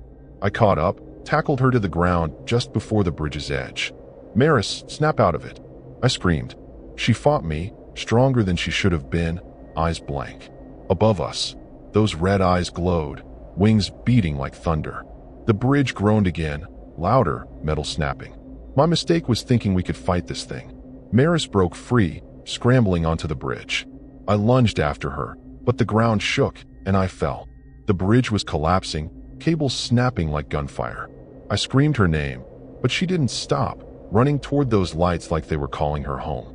The structure buckled, and I crawled back, helpless, as it fell into the Ohio River. Maris was gone, swallowed by the dark water with the wreckage. The screech faded, the red eyes vanished. I lay there, sobbing, the horror of it crushing me. She was my sister, and I'd lost her to that thing. Tobin found me hours later, still on the ground. He didn't say much, just helped me up. The town was in chaos, sirens, lights, people shouting about the bridge. They pulled bodies from the river, but not Maris. The old woman's words echoed, an omen, a curse. I'd thought we could escape, that my off-grid dream was safe. But I'd brought us here, to Point Pleasant, to the Mothman's domain. My deadly mistake was ignoring the warnings. Tobin's, Harlan's, the town's. I thought I was smarter than the myth. I left the cabin, the woods, the town. Pittsburgh felt empty without Maris. The tragedy wasn't just her death. It was what she'd seen, what that thing had done to her mind. I kept Harlan's journal, read it over and over, looking for answers. One line haunted me. It doesn't just kill. It takes. The twist was cruel. The Mothman hadn't just wanted Maris's life. It wanted her soul, her will, and I'd let it win. The horror wasn't the creature. It was knowing I'd never escape the guilt. I still hear the hum sometimes, faint, in my dreams. Point Pleasant's curse didn't end with the bridge. It's in me now, a scar that won't fade. The Mothman's out there, waiting for someone else to make the same mistake. And I'm left with nothing but the terrifying truth. Some places, some things, you can't outrun. They find you, they break you, and they take everything you love.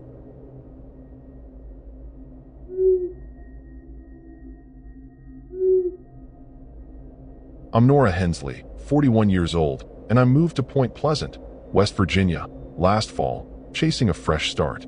After a messy divorce in Columbus, I craved solitude, so I bought a small farmhouse on 10 acres of rolling hills, far from town's chatter. No internet, no neighbors, just me, my dog Juniper, and a garden to keep me sane. My cousin, Lyle, 36, a mechanic with a knack for fixing anything, helped me settle in. He's a skeptic, always teasing me about going full pioneer.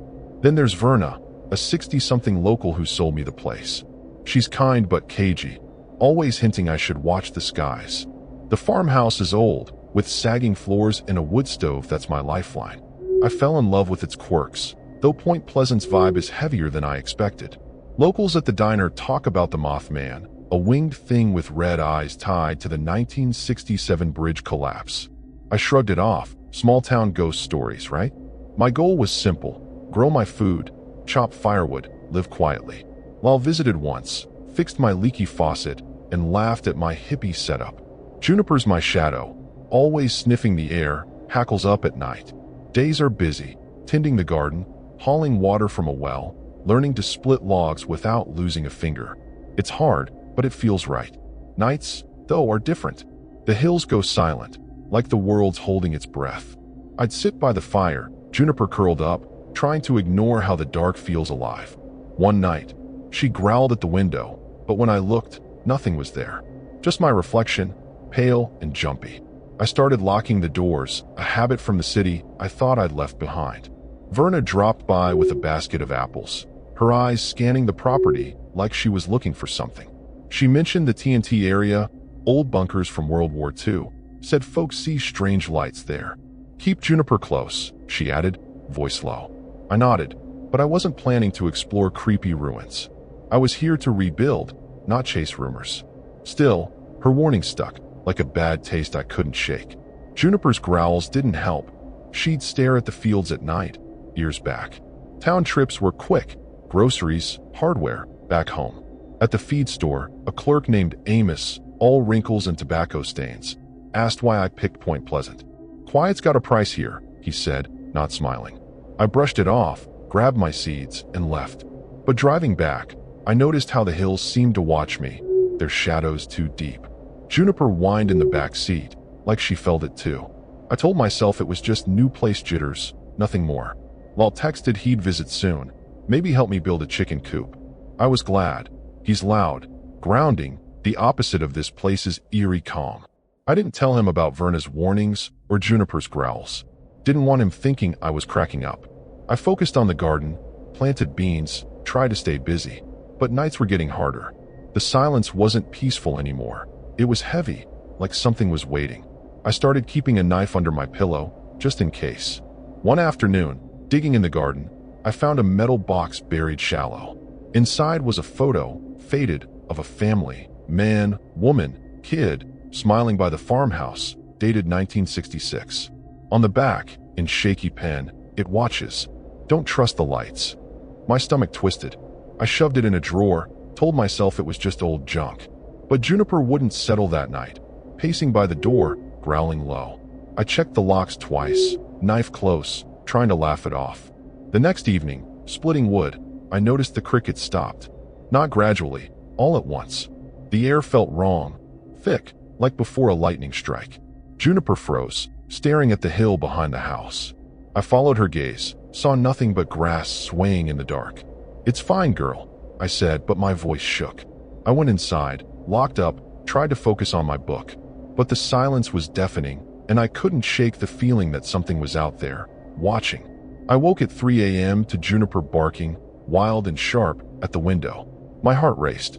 I grabbed the knife, crept to the glass. Outside, in the field, were faint lights, red, pulsing, not fireflies, not stars. They hovered, then blinked out. My mouth went dry. I told myself it was a car, a plane, anything normal. But Juniper's growl said otherwise, and deep down, I knew those lights weren't right. They were scary, and they were closer than I wanted to admit. Morning came, but those red lights from last night stuck in my head. I checked the field at dawn. Nothing but grass, no tracks, no sign of anything. Juniper was still edgy, sniffing the ground like she smelled trouble. My well pump was acting up too, spitting muddy water instead of clear. I'd been proud of my off-grid setup, but now I was hauling buckets from a creek half a mile away. My arms ached, and the garden wasn't thriving either. Half my beans were wilting, like something was poisoning the soil. I told myself it was bad luck, but the timing felt wrong, almost personal. Lal called, said he'd come tomorrow with tools for the coop. His voice was a lifeline, but I didn't mention the lights or Juniper's freakout. Instead, I joked about needing his cooking to save me from canned soup. He laughed, but the call cut out. Signals always spotty here. The silence after was heavy, like the hills were eavesdropping. I tried to stay busy, cleaning the farmhouse, but that photo I'd found kept nagging me. I didn't look at it again. Didn't want to. By noon, the creek was low, barely a trickle. I hiked to check for a clog, Juniper trotting beside me. Found rocks piled in the stream, too neat to be natural. My skin prickled. It was like someone, or something, had done it on purpose. I kicked the pile apart, water flowing again, but I kept my knife close. Reminded me of those creepy cairns hikers find in horror stories, the kind that mark something bad. I told myself it was kids, but the hills felt too still, too watchful. Verna stopped by unannounced, her old pickup rattling up the drive. She looked at my wilted garden, frowned, and said, "Something's off here." I asked what she meant, but she just glanced at the hills, muttering about the TNT area again. "Things come out of there," she said, "things that don't belong." I pressed, but she handed me a jar of jam and left. Her warnings were starting to feel like puzzle pieces I didn't want to fit together. Juniper growled as her truck faded, like she sensed something I couldn't. That evening, I noticed my firewood stack was short. I'd chopped enough for weeks, but half was gone, like someone had swiped it. No tire tracks, no footprints, just empty space where logs should have been. My stomach knotted. I'd spent hours splitting that wood, and now I was burning through what was left too fast. I decided not to tell Lyle when he got here. He'd think I was paranoid. Instead, I sharpened my axe, trying to shake the feeling that the farmhouse wasn't as safe as I'd thought. Night fell, and Juniper wouldn't settle. She paced by the door, whining, hackles up. I tried to distract her with a bone, but she ignored it. Around 10 p.m., I heard a faint buzz, like static but deeper, coming from the field. My heart sped up. It wasn't loud, but it felt wrong, like it was crawling under my skin. I locked the windows, checked the doors, told myself it was a power line or something. But Point Pleasant doesn't have lines out here, and that buzz was too alive, too disturbing. I pulled out the photo from the drawer, couldn't help it. The family smiles looked forced now, and that note, it watches. Don't trust the lights, hit harder after last night. I stuffed it back, tried to focus on Lyle's visit. He'd bring normalcy, make this place feel less scary. But when I went to bed, Juniper growled again, low and steady. I kept the knife under my pillow, the buzz still faint outside. Sleep didn't come easy, and the farmhouse felt like it was waiting for something. Lyle arrived at dusk, his van loaded with lumber. He hugged me, teased Juniper about being a guard dog reject, and cracked open a beer. We sat on the porch, his chatter cutting through the weird vibe. But I caught him glancing at the hills, like he felt it too. That heavy, watchful air. I didn't mention the creek, the firewood, or the buzz. Didn't want to sound unhinged. He said the town felt off, like everyone was hiding something. I nodded, my mind on those rocks, that photo. After dinner, we played cards, trying to keep things light. But the buzz came back, louder, pulsing through the walls. Lyle froze, cards in hand. "What's that noise?" he asked, voice tight. I lied, said it was probably a tractor nearby. But his eyes said he didn't buy it, and Juniper's growls were louder now, aimed at the field. The buzz stopped, but the silence was worse, like a held breath before a scream. I locked the door, knife nearby, knowing whatever was out there was getting closer. I woke to Juniper barking like crazy, her nose pressed to the window. Lyle was already up, peering outside, his face pale. "Nora, your garden's trashed," he said, voice low. I stumbled out, heart racing. My beans and carrots were shredded, soil churned like something had clawed through it. Deep scratches marked the dirt, too big for a coyote, too deliberate for a storm. They led toward the hill, vanishing into the grass. Juniper growled, refusing to follow. The air felt thick, scary, like the farmhouse was no longer mine. We checked the damage, while gripping a crowbar from his van. Near the garden, we found my axe, stolen from the shed, wedged into a tree, blade buried deep. My stomach dropped. "This ain't kids," Lyle muttered, scanning the hill. I nodded, thinking of Verna's warnings, that photo's note.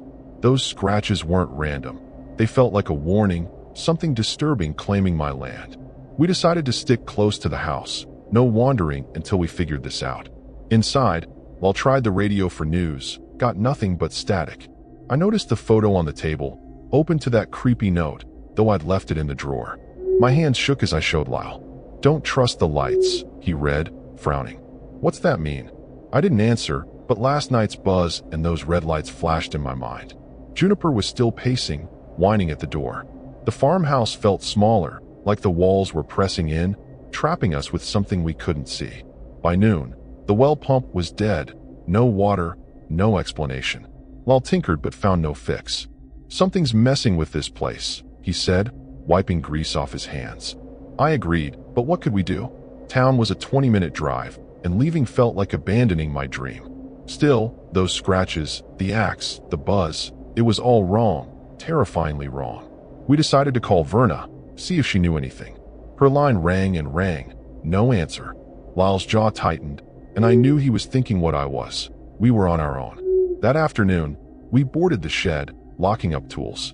While hammering, I saw something on the hill, a flicker like heat waves, but taller, humanoid. It was gone when I blinked, but my skin crawled. I didn't tell Lyle. He was already jumpy. But Juniper saw it too, her growls turning to whimpers. I remembered stories of the Mothman, how it appeared before disasters, like a shadow of doom. This wasn't just a prank or an animal. It was something else, something that made my blood run cold. Lyle suggested we pack the van, be ready to bolt if things got worse. I hated the idea but helped, grabbing clothes, Juniper's food, my knife. The air grew heavier, like a storm was brewing, but the sky was clear. Around dusk, the buzz returned, louder, vibrating in my chest. Lyle grabbed his crowbar, eyes wide. "That's not a tractor," he said. We looked out the window, saw nothing but fields. Then a shape moved on the hill, tall, winged, eyes glinting red. My heart stopped. It was here. We backed away from the window, Juniper snarling. The buzz turned into a hum, deep and alive, like it was speaking. Lyle whispered, "What the hell is that?" I couldn't answer. The Mothman wasn't just a story. It was real, and it was watching us. The hum grew erratic, pulsing through the walls. I clutched my knife, useless against something like that. Lyle barricaded the door with a chair, but it felt pointless. The farmhouse wasn't a home anymore. It was a cage, and we were trapped. Night fell, and the hum stopped, replaced by a new sound, a low, scraping drag, like claws on dirt, circling the house. Juniper went quiet, trembling, a bad sign. Lyle's hands shook, crowbar ready. I whispered, "We can't stay." He nodded, "But where could we go?" The scraping came closer, deliberate, taunting. I thought of the bridge collapse, the Mothman's curse. This thing wasn't just hunting us. It was savoring our fear, feeding on the horror it caused. The scraping stopped, but the silence was worse. Then, a thud hit the roof, heavy, like something landed. Juniper whimpered, hiding under the table. Lyle's face was ghost white. I gripped my knife, knowing it wouldn't help. The air felt electric, charged with something evil. Whatever was up there wasn't just watching anymore. It was coming for us, and the terrifying truth hit me. We'd crossed a line, and Point Pleasant's darkness was ready to collect. That thud on the roof froze us. Juniper was shaking under the table, while clutching his crowbar, me with my knife, both of us knowing we couldn't stay. "We're getting to the van," I whispered, voice barely steady. Lyle nodded, eyes darting to the ceiling. The scraping started again, slow, circling above. My heart pounded. This was life or death. We grabbed our bags, Juniper's leash, and crept to the door. The air was thick, scary, like the farmhouse was daring us to run. I unbarricaded the door, peeked outside. Nothing but fields, but that hum was back, low and menacing, vibrating in my bones. We bolted for Lyle's van. 30 yards away, Juniper tugging hard. The hum grew louder, angrier, like a swarm of wasps in my skull. Lyle fumbled the keys, cursing under his breath. I glanced back. Red eyes glowed on the roof, locked on us. My stomach lurched. It was the Mothman, real and terrifying, wings twitching like it was ready to pounce. "Lyle now," I yelled. He unlocked the van. We piled in with Juniper, and he floored it, tires spitting gravel. Those eyes faded in the rear view, but I felt them, still watching. The dirt road to town was rough, twisting through hills. Lyle gripped the wheel, swerving around ruts. "What the hell was that thing?" he asked, voice shaking. I couldn't answer, my mind stuck on Verna's warnings, that photo's note. The Mothman wasn't just a legend, it was hunting us. Juniper whined, pressed against me. Every shadow outside looked alive. Every gust of wind felt like wings. I remembered the TNT area, rumors of lights and vanishings. Was that where this thing came from? The thought was too disturbing to dwell on. Halfway to Point Pleasant, the van's engine coughed, lights flickering. My heart sank. "Not now," Lyle muttered, smacking the dashboard. It died, rolling to a stop in the dark. Silence swallowed us, broken only by Juniper's panting. Lyle tried the key, nothing. The hum returned, closer, pulsing through the windows. I grabbed my knife, Lyle his crowbar. "We walk," I said, hating the words. Town was 2 miles, maybe less. We had no choice, but stepping out felt like signing our death warrant. We moved fast, Juniper leash tight. The hills were too quiet. No owls, no crickets, just that hum, now joined by a faint screech, high and sharp. My skin crawled. It was like the Mothman was tracking us, playing with our fear. Lyle kept glancing back, crowbar raised. "Keep moving," he said, but his voice cracked. I saw lights ahead, town's safety. But then, red glints flickered in the trees, pacing us. They weren't random. They were deliberate, like eyes following prey. This was a nightmare, and we were running out of time. The road dipped, the Ohio River glinting nearby. Point Pleasant's lights were close, but the screech grew louder, right behind us. I risked a look. Wings, massive and black, swept through the dark, red eyes locked on me. My legs burned, but I pushed harder, dragging Juniper. Lyle was ahead, yelling. Almost there. A house appeared, porch light on. We pounded on the door, a man letting us in, wide-eyed. "What's out there?" he asked. I couldn't speak, just collapsed inside, the horror of that chase clinging to me. Safe for now, we caught our breath. The man, Carl, locked the door, said he'd seen things out here before. Juniper growled at the windows, hackles up. The hum was fainter but still there, like it was waiting. Lyle's hands shook as he called Verna again. No answer. Carl mentioned the bridge collapse, how the Mothman showed up before it. "It's an omen," he said. I didn't want to believe it, but those eyes, that screech, it was real, and it wasn't done with us. We needed a plan, but fear was clouding my head. Carl offered his truck to get us to town's police station. We thanked him, piling into the cab with Juniper. The hum was gone, but the air felt heavy, like a storm about to break. Driving, we passed the old bridge site, rebuilt but eerie under moonlight. Lyle was quiet, gripping the crowbar. I thought we'd made it, that we'd outrun the terror. But then a shadow crossed the road, tall, winged, eyes blazing red.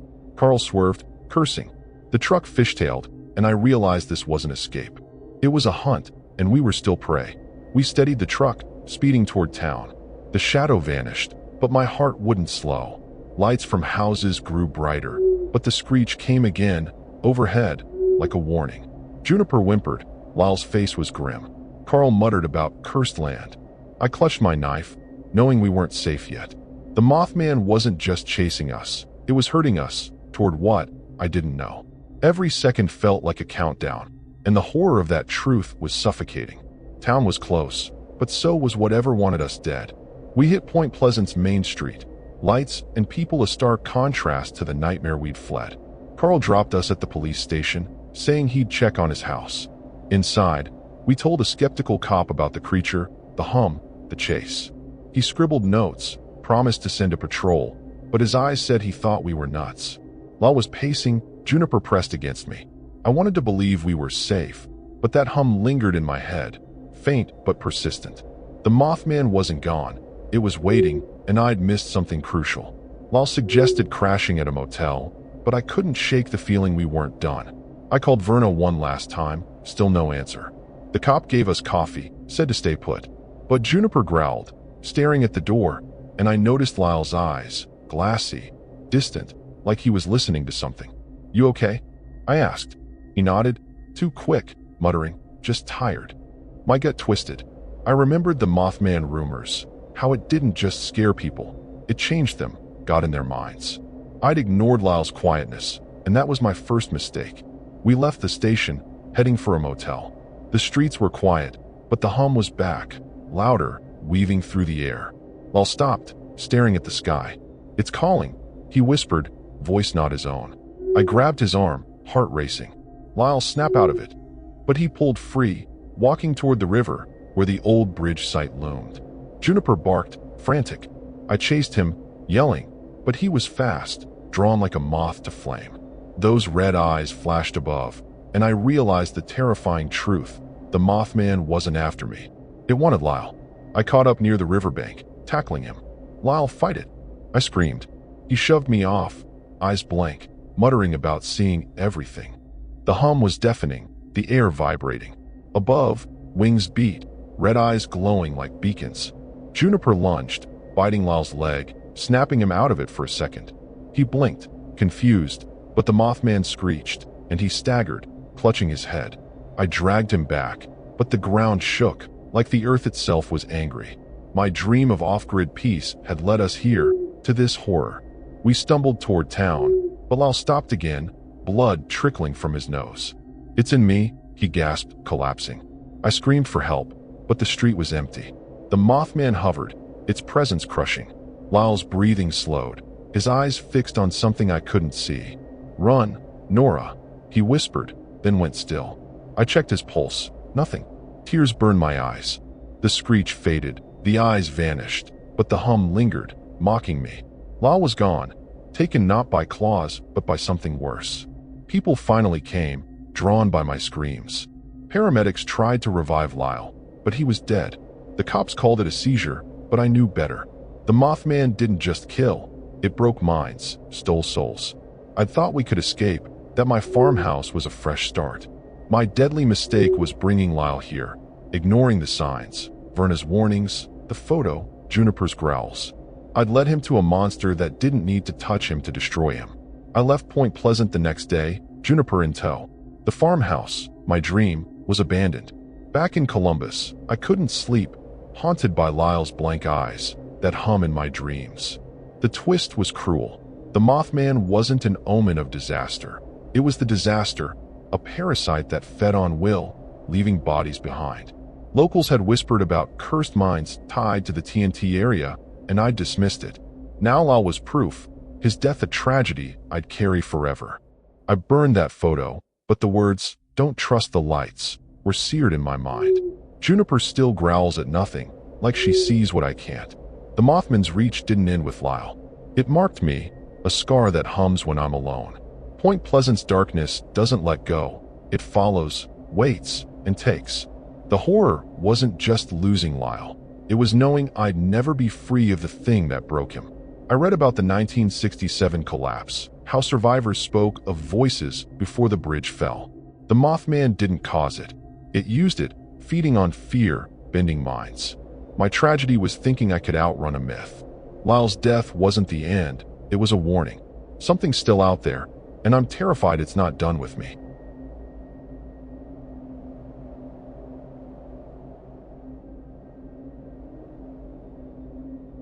I'm Gideon Warwick, 38 years old, and I moved to Point Pleasant, West Virginia, last summer, craving a life unplugged. After burnout as a Baltimore paramedic, I traded sirens for silence, buying a rundown cabin on 15 acres of dense woods.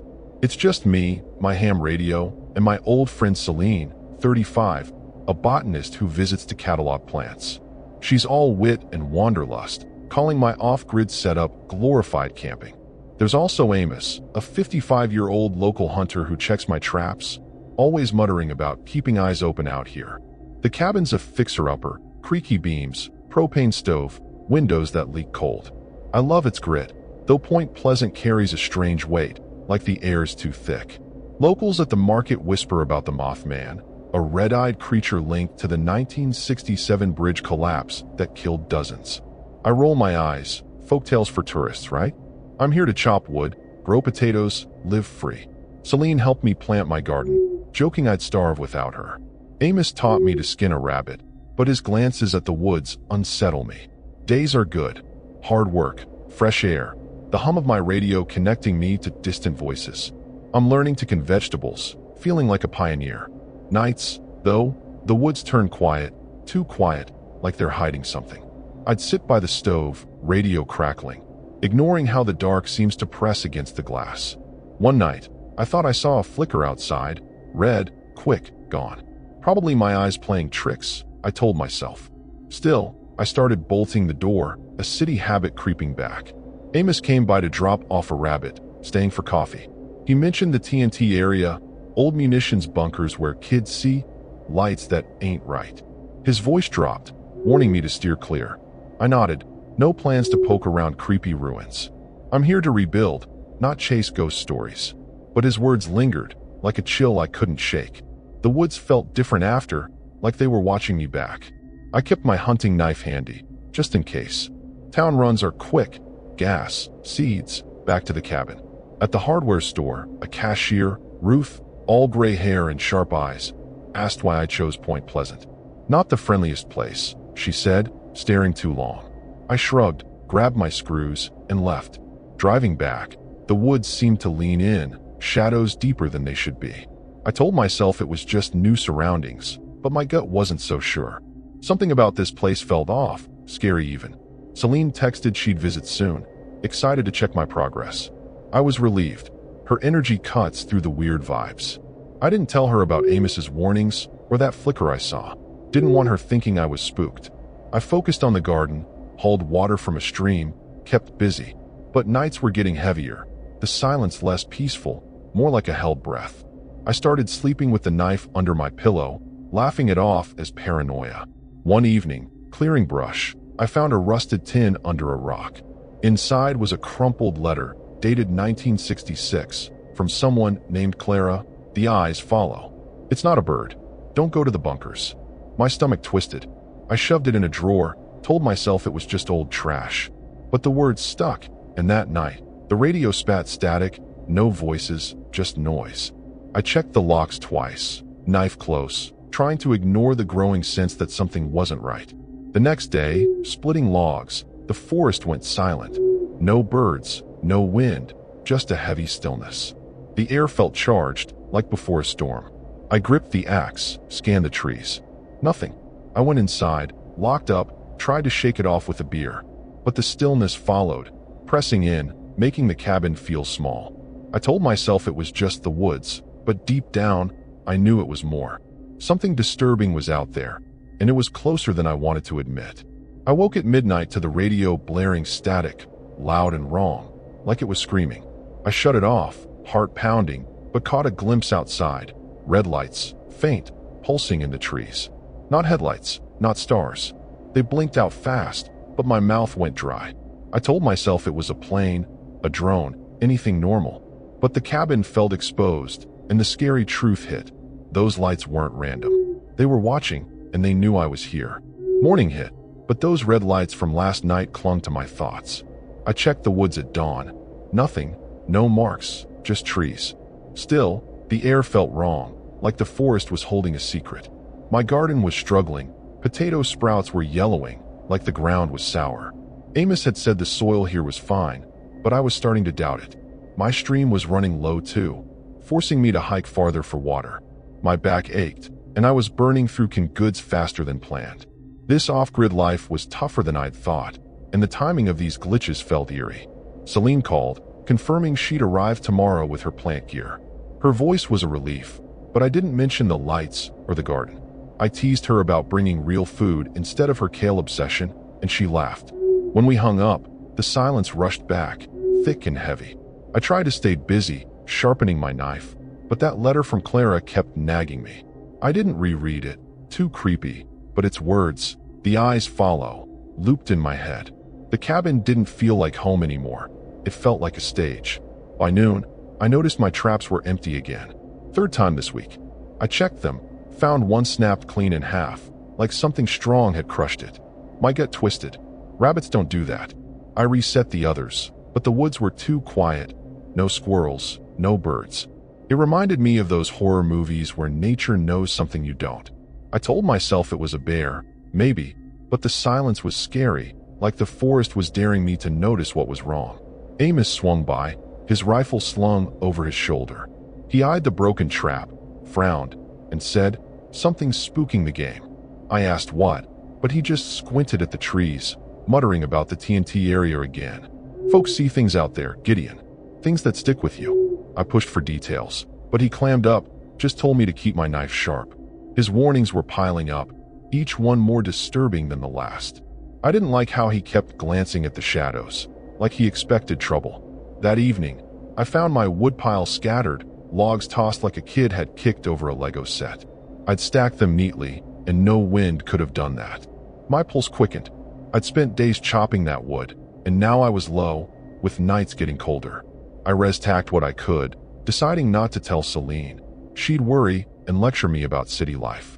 Instead, I checked the cabin's locks, knife in hand, trying to shake the feeling that something was testing me, watching how I'd react. Night fell, and the radio acted up again, spitting static with a low hum woven in, like a voice trying to break through. My skin prickled. It wasn't mechanical. It felt alive, burrowing into my head. I shut it off, but the hum lingered, faint, outside the cabin. I locked the windows, told myself it was a power surge, but out here, there's no power to surge. The letter's words hit harder now. It's not a bird. I pushed the drawer shut, but sleep was a lost cause.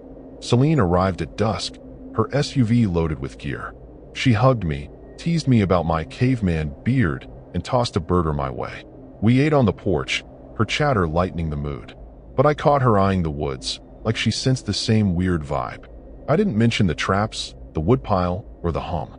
Didn't want her spooked. She said Point Pleasant felt stuck, like it was waiting for something. Her words hit too close, and I wondered if she felt the darkness creeping in. After dinner, we sat by the stove, catching up. Celine was mid-story about a rare fern when the hum came back, louder, pulsing through the walls. She froze, burger in hand. "What's that?" she asked, voice tight. I lied, said it was probably a truck on a distant road. But her eyes narrowed, and the hum wasn't like any truck. It was deep, alive, unsettling. We went inside, locked the door, tried to laugh it off. But the cabin felt smaller, and I knew she didn't buy my excuse. I couldn't sleep that night. The hum faded, but the silence was worse, like a predator holding its breath. Celine was in the spare room, breathing steady, but I kept my knife close. Around 2 a.m., I heard a faint scrape outside, slow, like something dragging across the dirt. My heart raced. I listened, knife in hand, but it didn't repeat. I didn't wake Celine. She'd think I was losing it. But I knew what I heard, and it wasn't the wind. Something was out there, and it was getting bold. That scraping outside stopped, but my nerves were shot. Celine was still asleep, but I couldn't stay in the cabin, not with that hum lingering like a bad dream. "We're leaving," I whispered, shaking her awake. She blinked, confused, but saw my face and grabbed her bag. The plan was to hit her SUV and drive to town, anywhere but here. The air was heavy, scary, like the woods were closing in. I grabbed my knife, the radio, and we crept to the door. The silence was deafening, but I felt it. Something was waiting. We stepped out, the porch creaking under us. We sprinted for the SUV, 40 yards off, Celine's keys jangling. The hum roared back, loud and alive, vibrating in my chest. My heart pounded. This was life or death. Halfway there, a screech tore through the night, high and sharp, freezing my blood. "Go!" I yelled.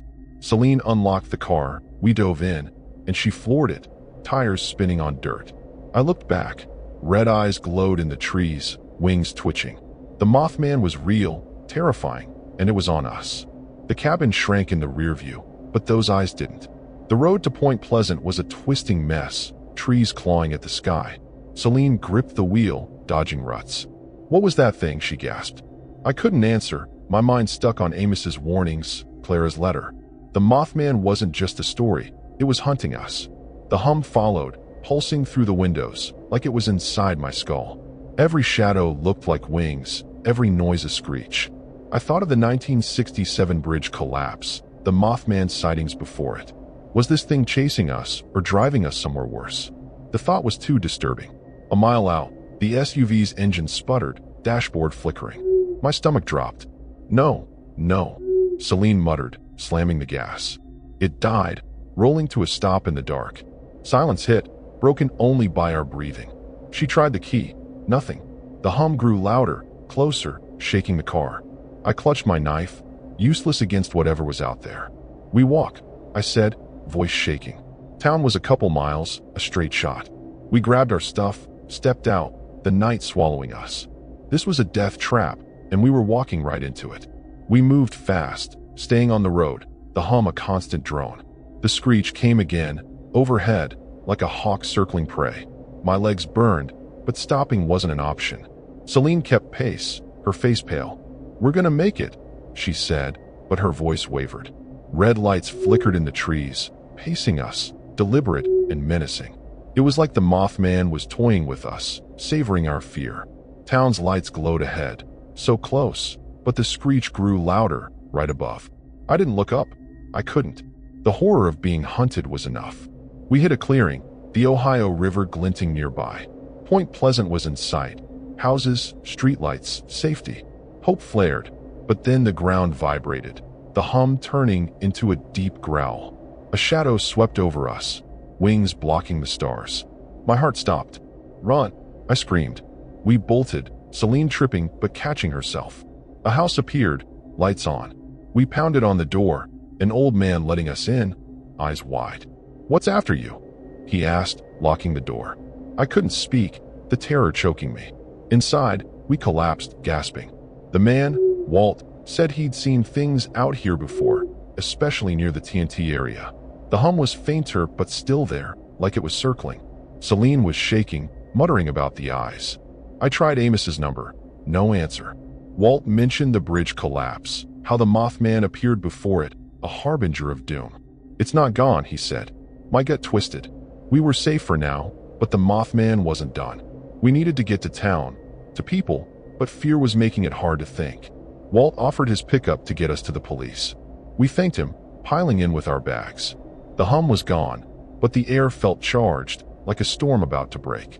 Driving, we passed the rebuilt bridge, its silhouette eerie under moonlight. Celine was quiet, clutching her phone, no signal. I thought we'd escaped, that we'd outrun the nightmare. But then a shadow crossed the road, tall, winged, eyes blazing red. Walt swerved, the truck lurching. My pulse raced. This wasn't over. It was a chase, and we were still in its sights. We steadied the truck, speeding toward town. The shadow vanished, but the screech echoed, close and angry. Walt muttered about cursed nights. Town lights grew brighter, but my relief was thin. The Mothman wasn't just hunting, it was hurting us, like it had a plan. Every second felt like a trap, the horror of its presence suffocating. We hit the main street, houses and cars a welcome sight, but the screech followed, faint but relentless. Safety was close, but so was the thing that wanted us dead.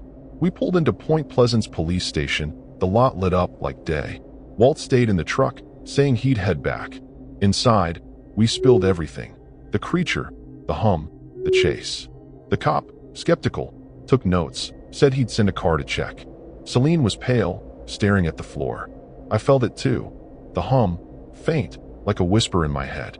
We were safe, but something was off. I'd missed a clue, something about the Mothman's game. It wasn't just a monster. It was something worse, something that left scars deeper than flesh. The cop offered coffee, told us to sit tight. Celine was quiet, too quiet, her hands trembling. "You okay?" I asked. She nodded, but her eyes were distant, like she was seeing something else. My stomach nodded. I remembered rumors about the Mothman, how it didn't just scare, it infected minds, left people hollow. I thought Celine was fine, just shaken. That was my first mistake, ignoring how she'd stared at those red eyes, like they'd hooked her. I should have watched her closer. We decided to grab a motel, get some rest. Stepping outside, the hum was back, sharper, weaving through the air. Celine stopped, tilting her head. "It's singing," she whispered, voice soft, wrong. My heart raced. "Celine, come on." I grabbed her arm, but she pulled away, walking toward the river, where the bridge loomed. I chased her, yelling, the hum deafening now. Red eyes flashed above, wings beating. The Mothman wasn't after me. It was after her, and I'd let it get inside her head. She hit the bridge, moving fast, like she was drawn. "Celine, stop!" I screamed, catching her arm. She turned, eyes blank, smiling. "It shows me everything," she said, then laughed, a sound that chilled me. The hum pulsed, the bridge vibrating. I remembered the collapse, the Mothman's curse. This wasn't just a chase, it was a ritual. I dragged her back, but she fought, stronger than she should have been. Above, the eyes glowed, the screech splitting my skull. My dream of solitude had led us here, to this horror. We stumbled off the bridge, but Celine broke free, running toward the riverbank. The ground shook, like the earth was angry. I lunged, tackling her, but she clawed at me, screaming, "Let me go." The Mothman hovered, its presence crushing. Then, a crack, lightning, but no storm. It struck Celine, her body jerking, then still. I screamed, checking her pulse. Nothing. The eyes vanished, the hum gone. She was dead, burned from inside, like the Mothman had used her as a conduit. The tragedy hit like a wave. Cops and medics swarmed, called it a freak strike. I knew better. The Mothman didn't just kill, it consumed, using Celine's mind to draw her in, then burning her out. My deadly mistake was thinking we could run, ignoring the letter, Amos's warnings, the hum's pull. I'd brought her here, to a place where myths come alive. The twist was cruel. The Mothman wasn't a creature. It was a force, a living curse that fed on belief, and Celine's curiosity had made her its perfect target. I left Point Pleasant, the cabin abandoned. Baltimore's noise couldn't drown out the guilt. Celine's laugh, her spark, was gone, stolen by a thing I couldn't fight. I kept Clara's letter, its words, "The eyes follow," a reminder of my failure. Locals whispered of mind fires tied to the TNT area, victims burned by something unseen. I dismissed it, and Celine paid the price. The horror wasn't just her death, it was knowing I'd led her to a trap. Juniper, my old dog, would have growled at those lights, maybe saved us. I didn't bring her, thinking she'd slow us down. Another mistake. The hum haunts my dreams, faint but there, like a signal waiting to flare. The Mothman's curse doesn't end. It lingers, picking its next mark. I'm terrified it's me, that I'll see those eyes again, and no one will be left to pull me back. Point Pleasant's darkness isn't just in the woods or the bridge. It's in the air, the silence, the myths that aren't myths. Celine's death was my fault, a tragedy born of my arrogance, thinking I could tame a cursed place. The Mothman doesn't chase you. It waits, and when you believe, it strikes. I'll never go back, but I know it's not done with me, and that's the scariest part of all.